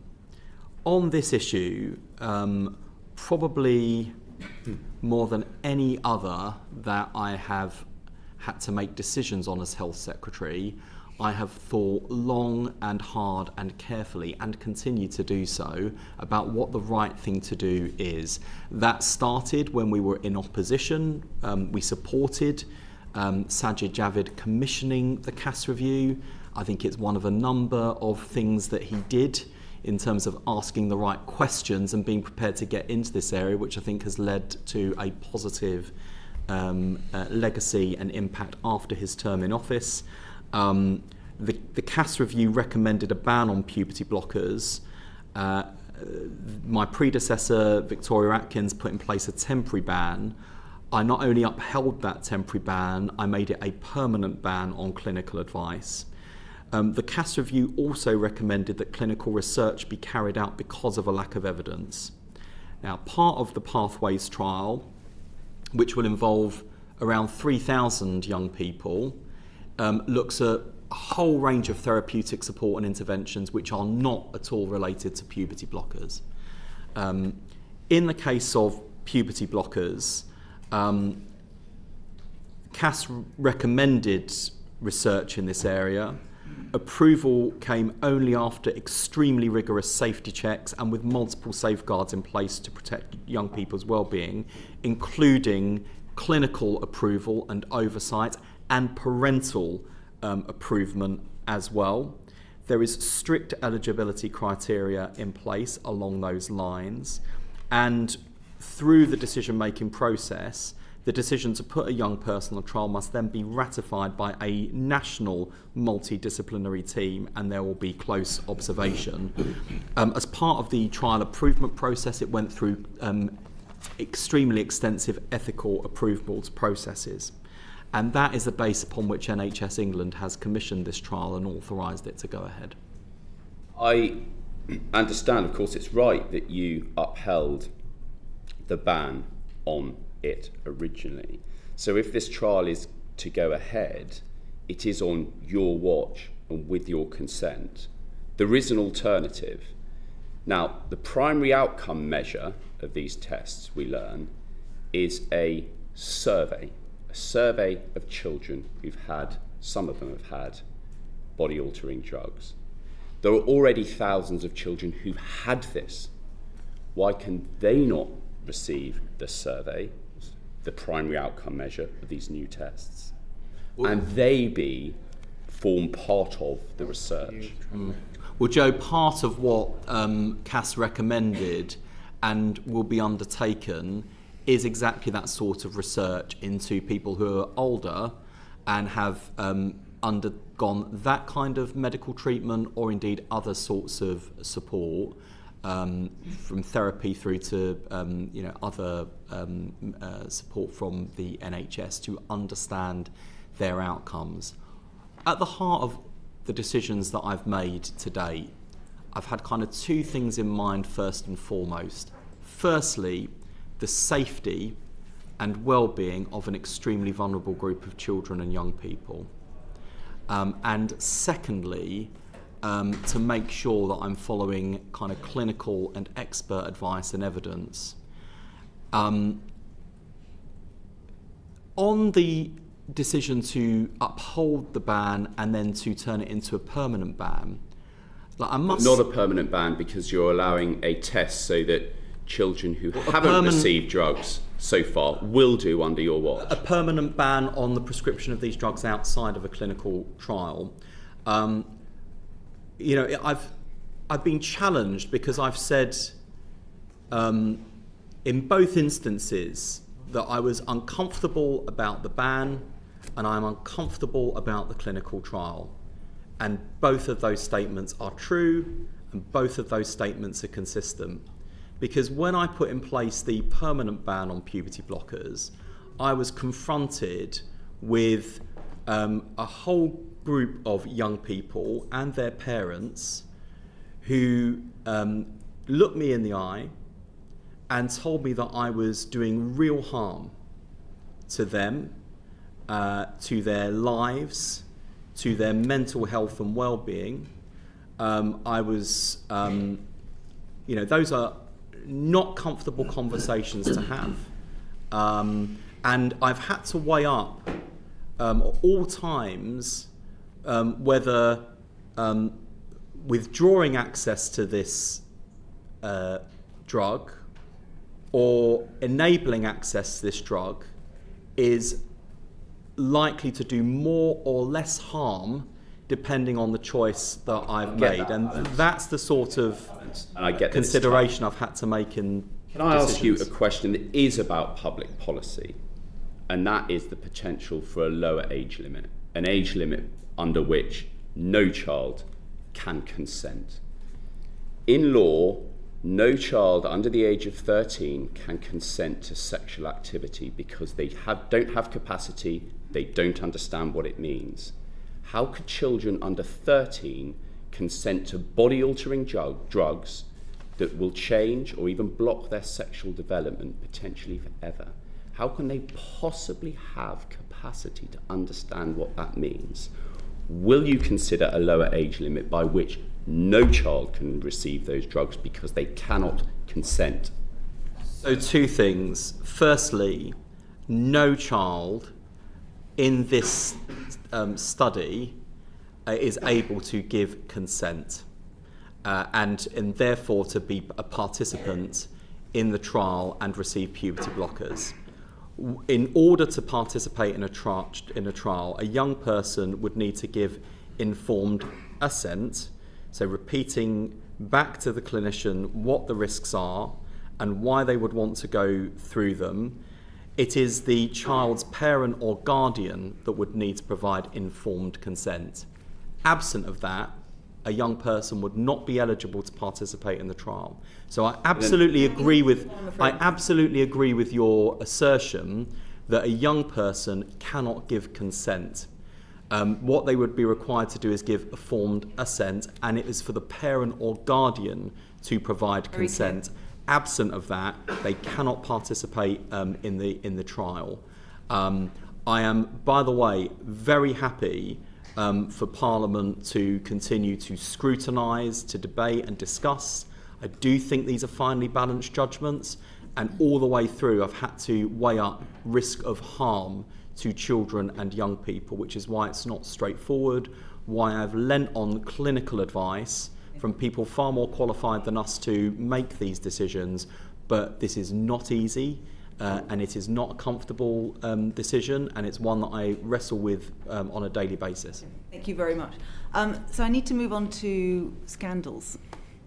So it's linked, of course, to the merger that we're seeing between DHSE and the department. First question, very simple. Are we ever going to get an answer to the Hughes report, Secretary of State? It's been 2 years. Yes, yes, you When? are. We are working with our colleagues at the Cabinet Office to address what are a whole number of issues, from the Hughes report through to obviously work on infected blood is now well underway, but we've got other issues. I think particularly about the vaccine injured community. There are a whole bunch of patient groups who have been failed by the NHS which historically. is what I'm trying to come to. But the Hughes report was meant to be a blueprint for particularly the redress part of this, and as you'll know, many, particularly those who were suffering from Primados, which was a historic injustice, not yet recognised, in fact, I think, by the department as being the injustice that the victims describe it as, but there are many others. The reason I'm specifically asking about the Hughes report is because that was the beginning of the process. Yeah, no, I appreciate that. We've committed to progress on initiatives to improve clinical service provision before the second anniversary. We are beginning to see progress already on both sodium valproate, on pelvic mesh, but in terms of broader redress, I'd kind of put this under the same category as a number of other patient groups that we're dealing with, where there is a cost attached to it. There are choices to be made across government, and we're working with colleagues in Cabinet Office in particular to make sure we have a consistent approach to remedying these sorts of injustices. They do have a lot in common, don't they? I mean, there's sort of three broad areas. One is patients feel unheard, which is often where the problems begin.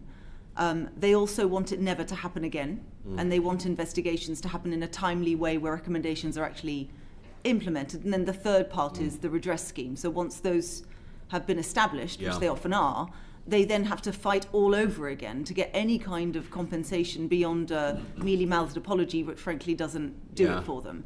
I couldn't agree more. Would you agree that those are the three main areas? And is the idea to link those up? Because at the moment they're just not, are they? Yes, and it's, to be honest, it is the third issue of redress that so often causes the hold-up. The reasons for hold-up are more often than not financial. The reasons for hold-up is because responsibility sits across different government departments.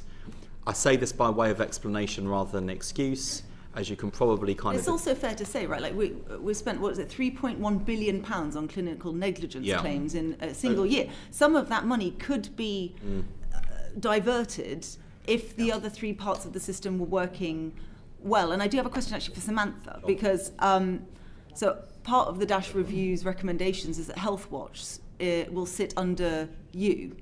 Now that has raised concerns. You'll have been written to by, I think it was 138 local Health Watch providers who point out that at the moment Health Watch is completely independent, and that is one of its strengths. because people who do not trust the government and people who do not trust the NHS, quite often because they've been failed, feel that there is somewhere completely separate that they can go where their voices will be heard. So while you did answer Secretary of State to their letter, and much of what you have said they agree with, it should be closer, patient voice needs to be embedded, I don't think anyone disagrees with those principles, but you didn't at all address the point about independence. And so my question to Samantha, given that you are the one who is going to be running this as part of your department, how are you going to ensure, if that is the way you are going to go, that it's going to be maintain its independence? Because that's the point I don't feel has been bottomed out yet.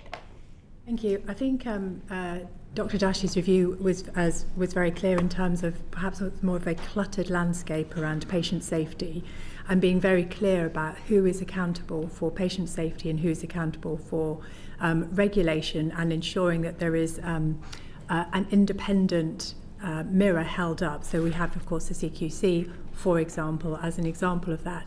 As we design the future Department of Health and Social Care, which we're in the middle, well, not in the middle, we're starting to do now, we have a very clear requirement to ensure that the patient voice and the independence of the patient voice is incorporated in our approach to patient safety as we move forward. And I'm very happy to come back to the committee as we progress over the next year with more details to demonstrate how that independence is happening in practice.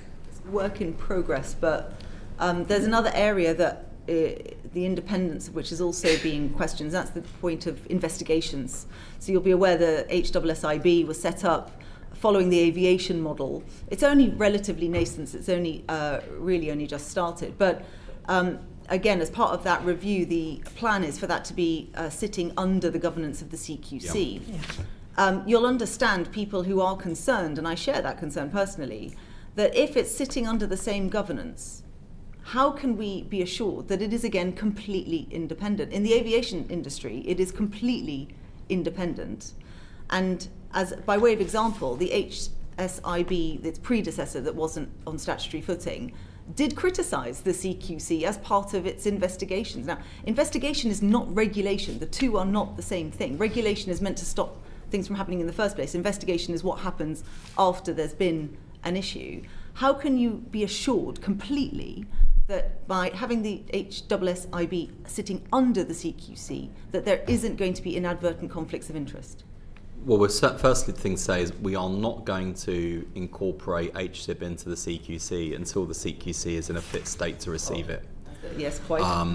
And secondly, we will make sure through the sort of the governance arrangements and accountabilities that we do not lose that sharp focus on investigation and the expertise that HSIB has that I'm determined to protect. But do you understand the issue about the independence again? So it's you didn't actually answer that. But the CQC is independent and is the independent regulator. But it needs to be independent of all parts of the system, because if the CQC itself is the problem, which as you kind of point out, at points it has been, then how can we be assured that the investigative arm isn't in conflict with one of the arms that it should be investigating?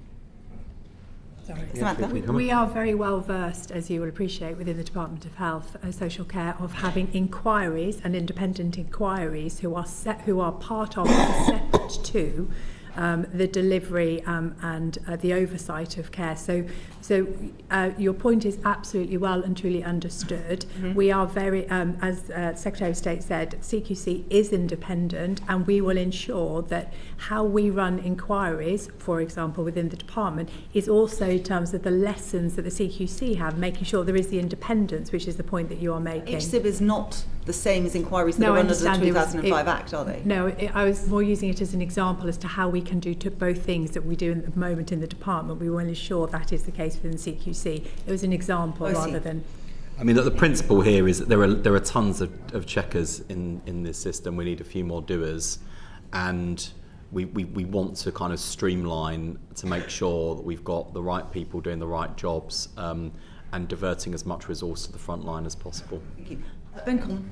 Thank you, Chair. I'd like to move on to a different area, which is mostly going to involve questions, I think, to give Wes a break, to Sir Jim and to Samantha, which would be about PFI and also public-private partnerships. The plan is to build 250 neighbourhood health centres, I understand, 120 operational by 2030, vast majority via a new PPP model and costing around £1 billion. Of course, we had a lot of money spent on buildings built both for health services and other services with the private sector in the past on the old PFI model. And I'm very interested in getting an understanding of what we've learned from what went wrong before. Mm-hmm. So my question is, can you set out what you in the department, NHSC and Department of Treasury, have learned from what went wrong with PFI? Because if you reassure me on that point, then I'll feel much better about the next stage as you take things forward to the PPPs. Me to start? Yes. We're all keen to avoid repeating the problems of the past. So the model that's being developed through discussions with Treasury. Stopped you right there. Yeah. I thought you'd say that. Sorry? I thought you stopped right there because I thought you'd say that. I'm not going to ask you about them. I'm not going to ask you about the model. I'd like to go one step back. What were the problems that you found with the PFI that the new model is trying to? But if you could start with the problems, and then we could talk about how the new model would address those. Would that be okay? Model, yeah.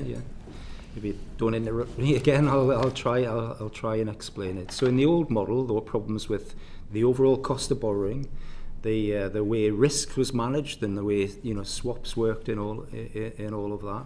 The actual risk transfer versus perceived risk transfer and how that was conducted in the model as well, and then also the cost of variations, how hard it was to change anything, and then for some schemes, because the model changed over time, the way the asset came back into NHS use at the end, or ownership at the end, at the point of termination. All of these things are being addressed in that model. Are there other problems that you have come across? I mean, I think you've left something significant out, but I don't want to lead you. So I just want to get your view on what else was a big problem, has been a big problem. Samantha, I can see you want to come in. No, I mean, Jim and I are as one on this. So the important point around this is that it's not bringing back PFI. Okay, no, because on the problems that you understand, we both had experience of that in practice. So the new PPP model is being led by NISTA, which is independent and co-designed by us for the reason, if I may, around more transparent payment mechanisms, greater contract flexibility to accommodate the change, and stronger monitoring in terms of robust maintenance of the actual asset conditions. So, and the reason I say that in the answer to your question is because those refer to what we would like to do differently in the future rather than. I may ask you, have you both read the White Fraser report, I presume? Have you read the White Fraser report? No? Okay, well that's possibly the most comprehensive report on what went wrong with PFI. It's only 2 years old, July 2023. I don't see how anybody can take forward what's going on without learning properly from the past. And the number one, and it identifies the problems that you've identified, but the number one problem it identifies, which was obvious from the beginning, is civil servants' skills. The skills that civil servants needed to negotiate contracts were lacking, and the skills that the civil servants needed, the public service needed, to manage the contracts were woefully lacking. And it's partly to do with a completely different mindset, being in the public sector and the commercial sector. I've seen it in local councils. They talk about partnership. And you recognise the fact that the risk balance is often wrong, because partnership means when both sides take risk. But there's not just that. There's the ability to have negotiating skills, to understand negotiating incentives, leverage, what's agreed. Have you recognised the need to change the skill set of the public sector if we're going to do £1 billion worth of PPP deals?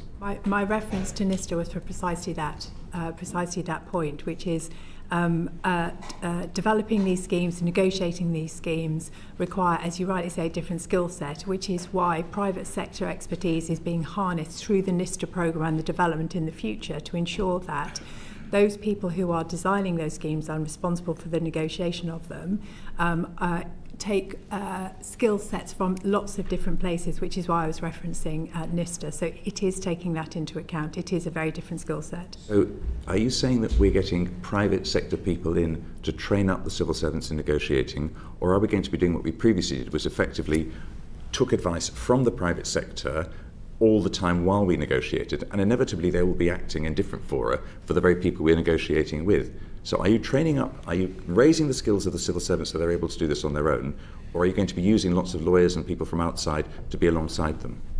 I think the model that's being developed by NISTA, supported by us, will actually build on the lessons from the past, including a mixture of both people from outside of the civil service, outside of the NHS, working alongside commercial.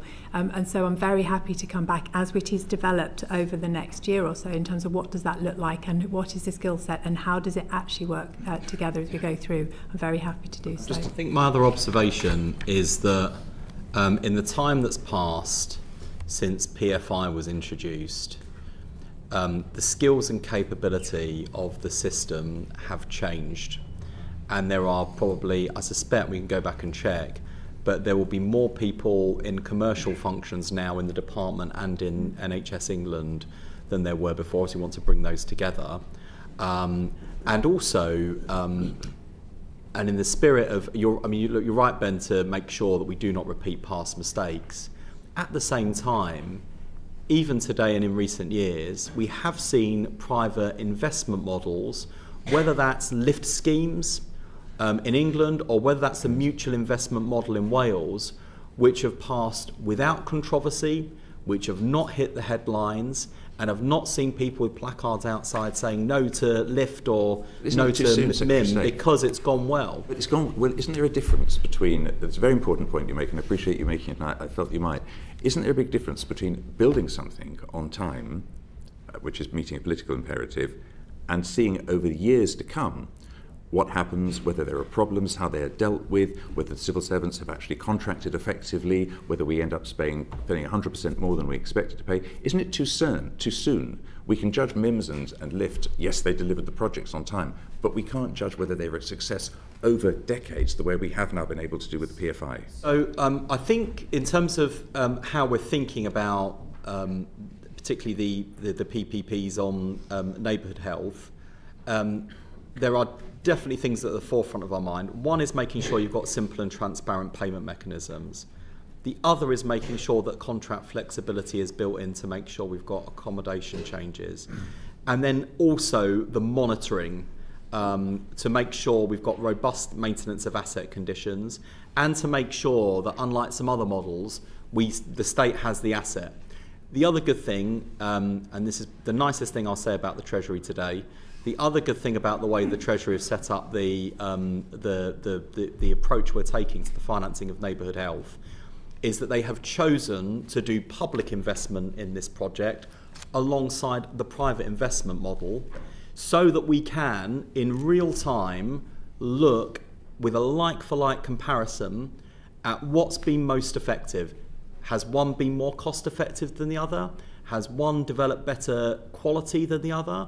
Has one been better maintained than the other? That requires quite a lot of time, and the pressure on building 120 and getting them operational by 2030. Yeah, we do it, that's why you do it in real time, Ben. And I think having that kind of approach is the right way of thinking about it. Are you aware of an example where we would have looked at, because I think there's great strength in somebody starting to negotiate and just saying, no, we can't negotiate. You're asking too much, walking away from it, and the government, is there a danger civil servants would feel under so much time pressure that they might not be prepared to walk away or close down projects? Absolutely not. No, absolutely not. So I think it may be worth just a separate session on this. I think we are in substance in the project. We're doing an entire inquiry on NHS estates that we launched on Friday. So we're dealing with all of those issues. Well, just one thing. So I've signed off PFIs and bought one back. So I've learned a lot over the years through those processes.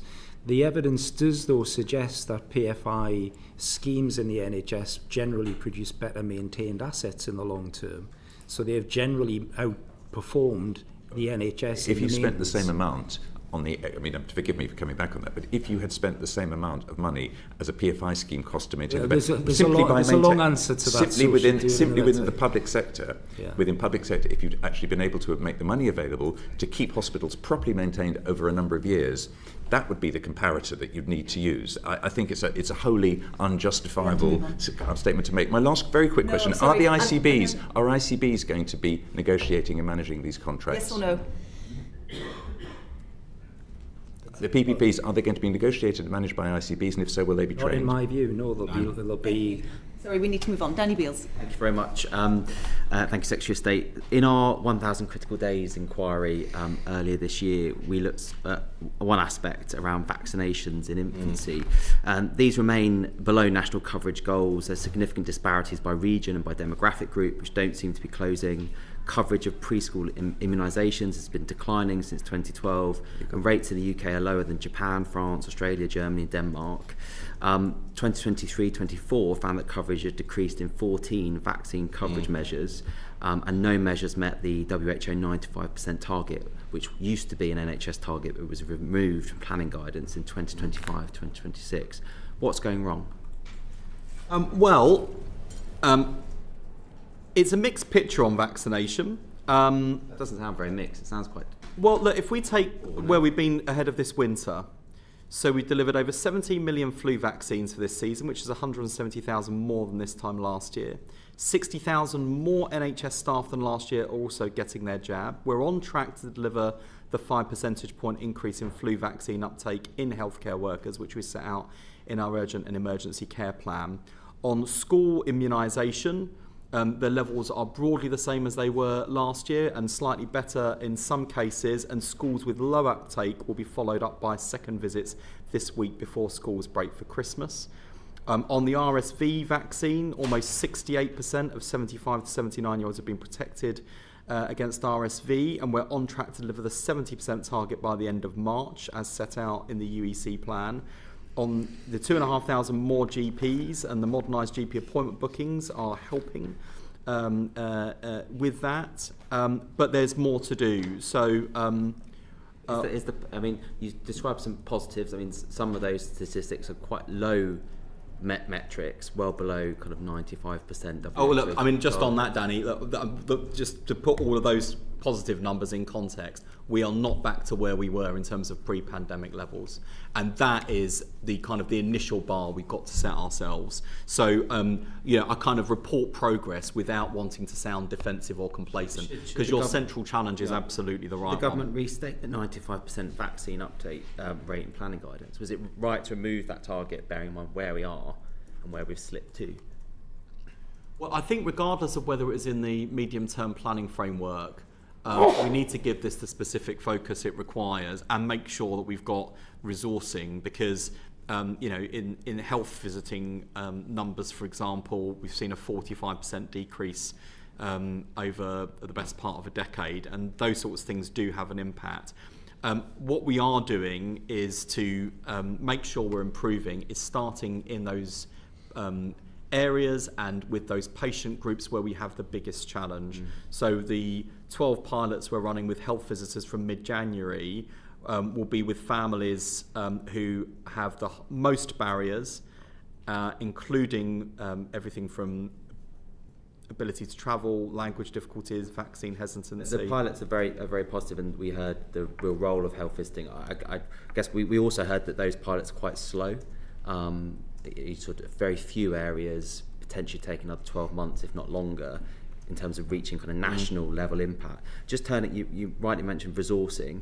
A parliamentary question that was responded to yesterday about NHS England's spend on vaccine and immunisation programmes suggested that NHS England spent in 2021 1% of its budget on immunisation. That fell to 0.64% in 2022 and 0.5% in 2023. And if the overall budget has gone up, and maybe one might challenge the percentages, in real terms it fell from almost 1.5 billion on vaccinations in 2021 to 989 million in 2022, 850 million in 2023.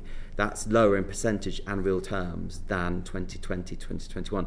Do these drops in spending on vaccination programmes concern you? Let me go away with Ashley Dalton and really kick the tyres on all of that, because on one hand, particularly when you spell out not in percentage terms but in actual spend terms, that for me says we need to take a good look, because I would expect across a whole range of areas that with the emphasis we're putting on productivity and modernisation, we would want to see greater efficiency and therefore not always higher spending. Yep. The tragedy of the NHS is that it's had higher spending and delivered poorer outcomes. We are seeing more and more vaccines through scientific advances. And we've got the new MMRV vaccine, which means from January, the MMR vaccine will include chickenpox for the first time. So there are lots of positive developments, and that could also point to why there are therefore savings if you've got more conditions and confined to a single dose, for example.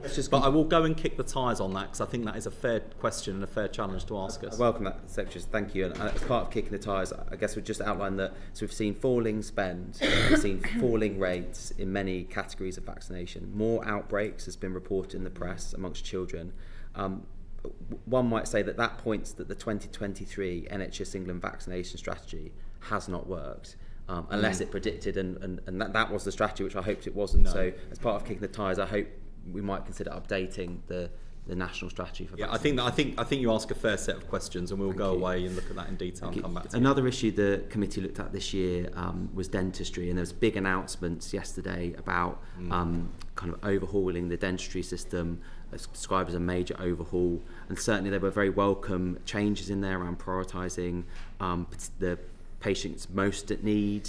Obviously the sector, particularly when we spoke to them earlier this year, wanted the UDA looked at the cap on the amount of activity that dentists could do, changed. It doesn't seem those were in the announcements yesterday. Just in terms of what these announcements mean,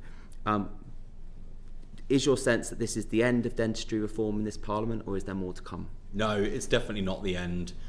This is part of it. What I want to see is consistent improvement in the quality and availability of NHS dentistry over time. We are starting from such a low bar. And even on our manifesto commitment to deliver 700,000 urgent and emergency dentistry appointments, money has been available. ICBs have been making extra appointments available since the 1st of April this year. They're available across the country, but the rollout of that has not been going as fast as I would like and Stephen Kinnock would like, and we are giving that a real push into the new year. So I think the system we inherited in dentistry is, of all of the parts of the NHS, the one that starts, I think, from the worst starting point that we would have wanted. You know, we're stretching, even by kind of usual standards of, well, I wouldn't have started from here. We are kind of stretching. But what I was really struck by yesterday with Stephen's announcement was the welcome it got from the British Dental Association as well, who I have to say, to be fair to the BDA, have had patience of saints. They've worked with us really constructively. They understand the pressures we're under, and they've always, when they've challenged us privately as well as publicly, they've always done so constructively, and I really appreciate that. Thank you. I would certainly associate myself with that comment about the BDA. Just finally, and it's welcome that there'll be further opportunities to reform dentistry, and you're right about the terrible state that this government inherited dentistry in. Has the final financial envelope for dentistry now been set following the spending reviews? When we saw the Minister previously, it was still under discussion. And if so, is the spending allocation on dentistry bigger, the same, or smaller? Well, we are currently doing financial planning with the system as we speak as part of the medium-term planning framework. We're getting returns from across the system back now. That will help to inform where we are on investment in dentistry, and no doubt when Jim next come back to the committee, because Sam and I didn't make that commitment. When Jim's back, you can ask him. Thank you. Thank you very much. Paulette Hamilton. Oh, thank you. I just want to ask one small question around dentistry. The contract has always been the main issue.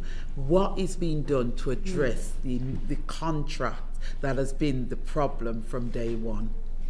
So part of what Stephen announced yesterday is embedding urgent care into the contract.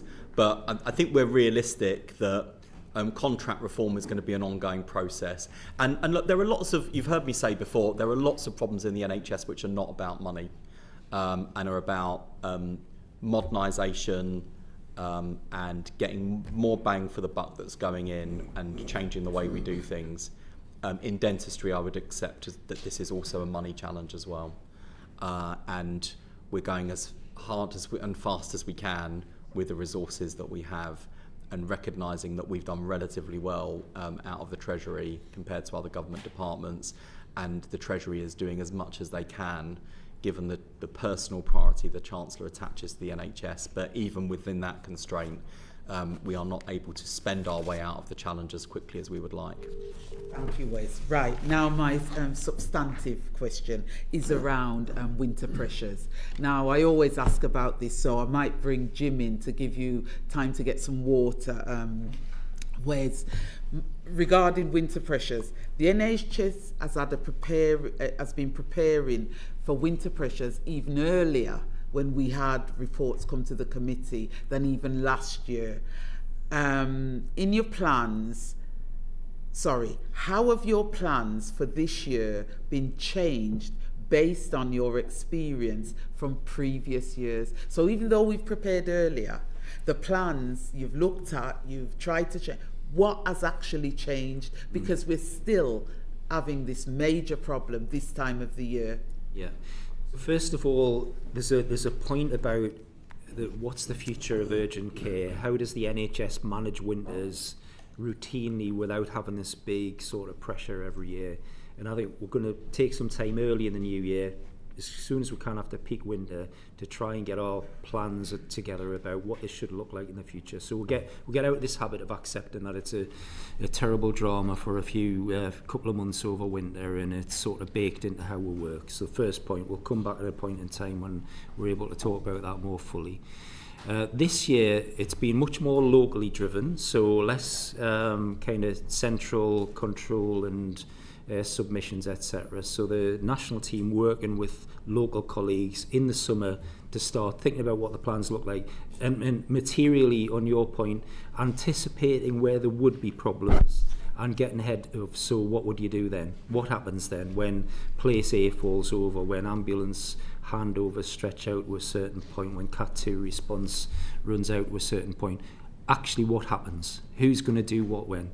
And using that, rather than trying to work it out at the time when everybody's stretched, everybody's under pressure, anticipate it, get the plans more robustly in place to do that. There's also, we've been working on trying to make the service more consistent in places, using models that work in certain places, and we've got a bit of work going with the College of Emergency Medicine, some chief exec colleagues in Society of Acute Medicine, to create a kind of model for the front door. So again, help everybody understand what works, and over time make sure every system has what normally works. So are you hoping to learn from the mistakes that were made? And I'm not saying mistakes have been made, but from some of the issues that you've faced both last year and this year. Because could it be that working just on a local basis isn't enough, and it has to be driven more centrally? Totally, absolutely, and we've got a lot of work to do to make sure that people understand what works in place X. That's a long way from place Y, and then that be adopted more. You know, how does everybody understand what a standard model should be? There's some judgments in that from our point of view about where we should allow people to work out the local nuance versus where we say this is just how it has to happen everywhere. It works, we know it works, everybody just do it. Commissioners need to commission on that basis. And then also, Paulette, you'll have seen all this stuff in recent weeks about flu and the pressure. We've actually had our first contact with winter in a pretty nasty way over the last month. So 2 weeks ago, I was really worried about what I was doing, the way flu was accelerating, the pressure in certain systems. That looks like it might be starting to settle, still early days, but might be starting to settle in some parts of the country. And the way the service has held on to handover performance and Cat 2 performance especially, which has been the main focus for the NHS over recent years, I think does give us heart that we've been able to learn from last year and make some adjustments.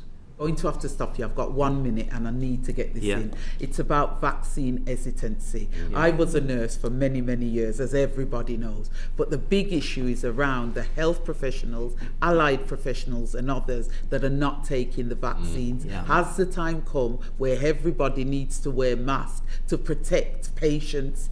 Can I ask Wes to just answer that quickly? No, the time has not yet come for everyone to wear masks. But what we are absolutely supporting frontline leaders to do is to determine whether, given the pressures they are under, whether it's the right thing to do to ask visitors to hospitals or other NHS or care settings to wear masks to protect themselves and others. There will be places where that's happening. It will be done in an informed way, on the basis of the conditions they're operating under, and most people will happily comply with that. But at this stage, there's no need to kind of mandate mask wearing or to ask everyone around the country to do the same. Thank you. I'll hand back to the Last chair. questions, Greg Stafford. Thank you very much, Chair. And I've got 3 questions, hopefully they're brief, so hopefully brief answers as well. So the first is, as far as I'm aware, the government is yet to publish any timescale or scope for the health bill. So when will the bill be published? In 2026, certainly. Can it be a little bit more specific, Secretary of State? Yes and no, because this is not just my decision, it's subject to the agreement of business managers, but suffice to say we're working at pace to make sure the bill is ready, and certainly to make sure that we can complete the abolition of NHS England within the timetable set out by the Prime Minister. Okay, so spring? In 2026. Not massively helpful. In which case, let's move on to funding. So is the department on track to eliminate deficit support funding in 26-27, given that 92 trusts are still in deficit? So medium-term plans will tell us how far apart we are when we get them and how we're developing over recent weeks. We won't have eliminated deficit support funding, but we've set up a system so that everybody knows what the rules are. We want to wean off it over time. I think it's unreasonable to expect to get to nil next year or even in the year after, but we should see material reductions, and we've seen material improvements in this year so far. Okay, so essentially that target's been scrapped. It hasn't been scrapped, no. But if we're not going to make it in the timetable that you've said. We set out an objective, and we're making progress against that. Final question then. Secretary of State, you stated very recently, I think it was earlier this month even, that you will not cut NHS budgets to fund the farmer deal. Can you set out how you are going to fund that then? The bill is not clear. It is extremely complicated, the way that VPAG works and the way in which the rebate is calculated. So companies have to pay the government a rebate of a proportion of their sales, with the revenue distributed to the NHS across the UK. For newer medicines, the rebate rate is set each year at a level calculated to sales to an allowed rate of growth. Under the US deal, the rebate rate for newer medicines will be capped at 15%. So sorry, forgive me, because I don't have much time. Where is the money going to come from? Well, we don't know what the cost is going to be. Yes, but you must have some idea, Secretary of State, and you must have some idea of where that money is going to come from when you have to spend it. Well, when the Treasury made their allocation to my department in the spending review, they took into account VPAG costs. So if the costs arrive within that envelope, we're absolutely fine. If we're without that envelope, then both within my department and across government, we manage that in the usual way. So you will cut NHS budgets? Nope, we're not going to cut. If the money's going to come from the department, NHS services. Where's it going to come from then? The department has budgets for a wide range of things, including contingencies, and we've also been funded to a degree on VPAG as well. So the challenges, and I'm not trying to be difficult in answering your question, there is just such a wide range of variables in terms of what the number will be, and when that number and the highest plausible number would materialise, which may even be outside of the spending review period. So that's why I am firstly absolutely confident in saying we will not cut NHS budgets to fund this. Secondly, we have been funded by the Treasury, taking into account these costs. And thirdly, should the costs materialise at a scale and at a pace which is unexpected, then we manage those pressures in the usual way, which is either within the department's budget, if we're able to absorb those costs. Where we're not able to absorb costs, of course, we talk to our good friends at the Treasury. Just one final point of clarification. You said you wouldn't cut NHS budgets. Can you confirm you wouldn't cut social care budgets as well? Yes, we're not interested in cutting frontline services to fund the US Pharma deal, which I have to say, by the way, is a deal that also delivered us 0% tariff for pharma exports for 3 years, and I think has achieved a really good outcome given the pressures and constraints that the negotiating team were operating under. Thank you very much. We also thank you for your extra time. We enjoyed that together. Order.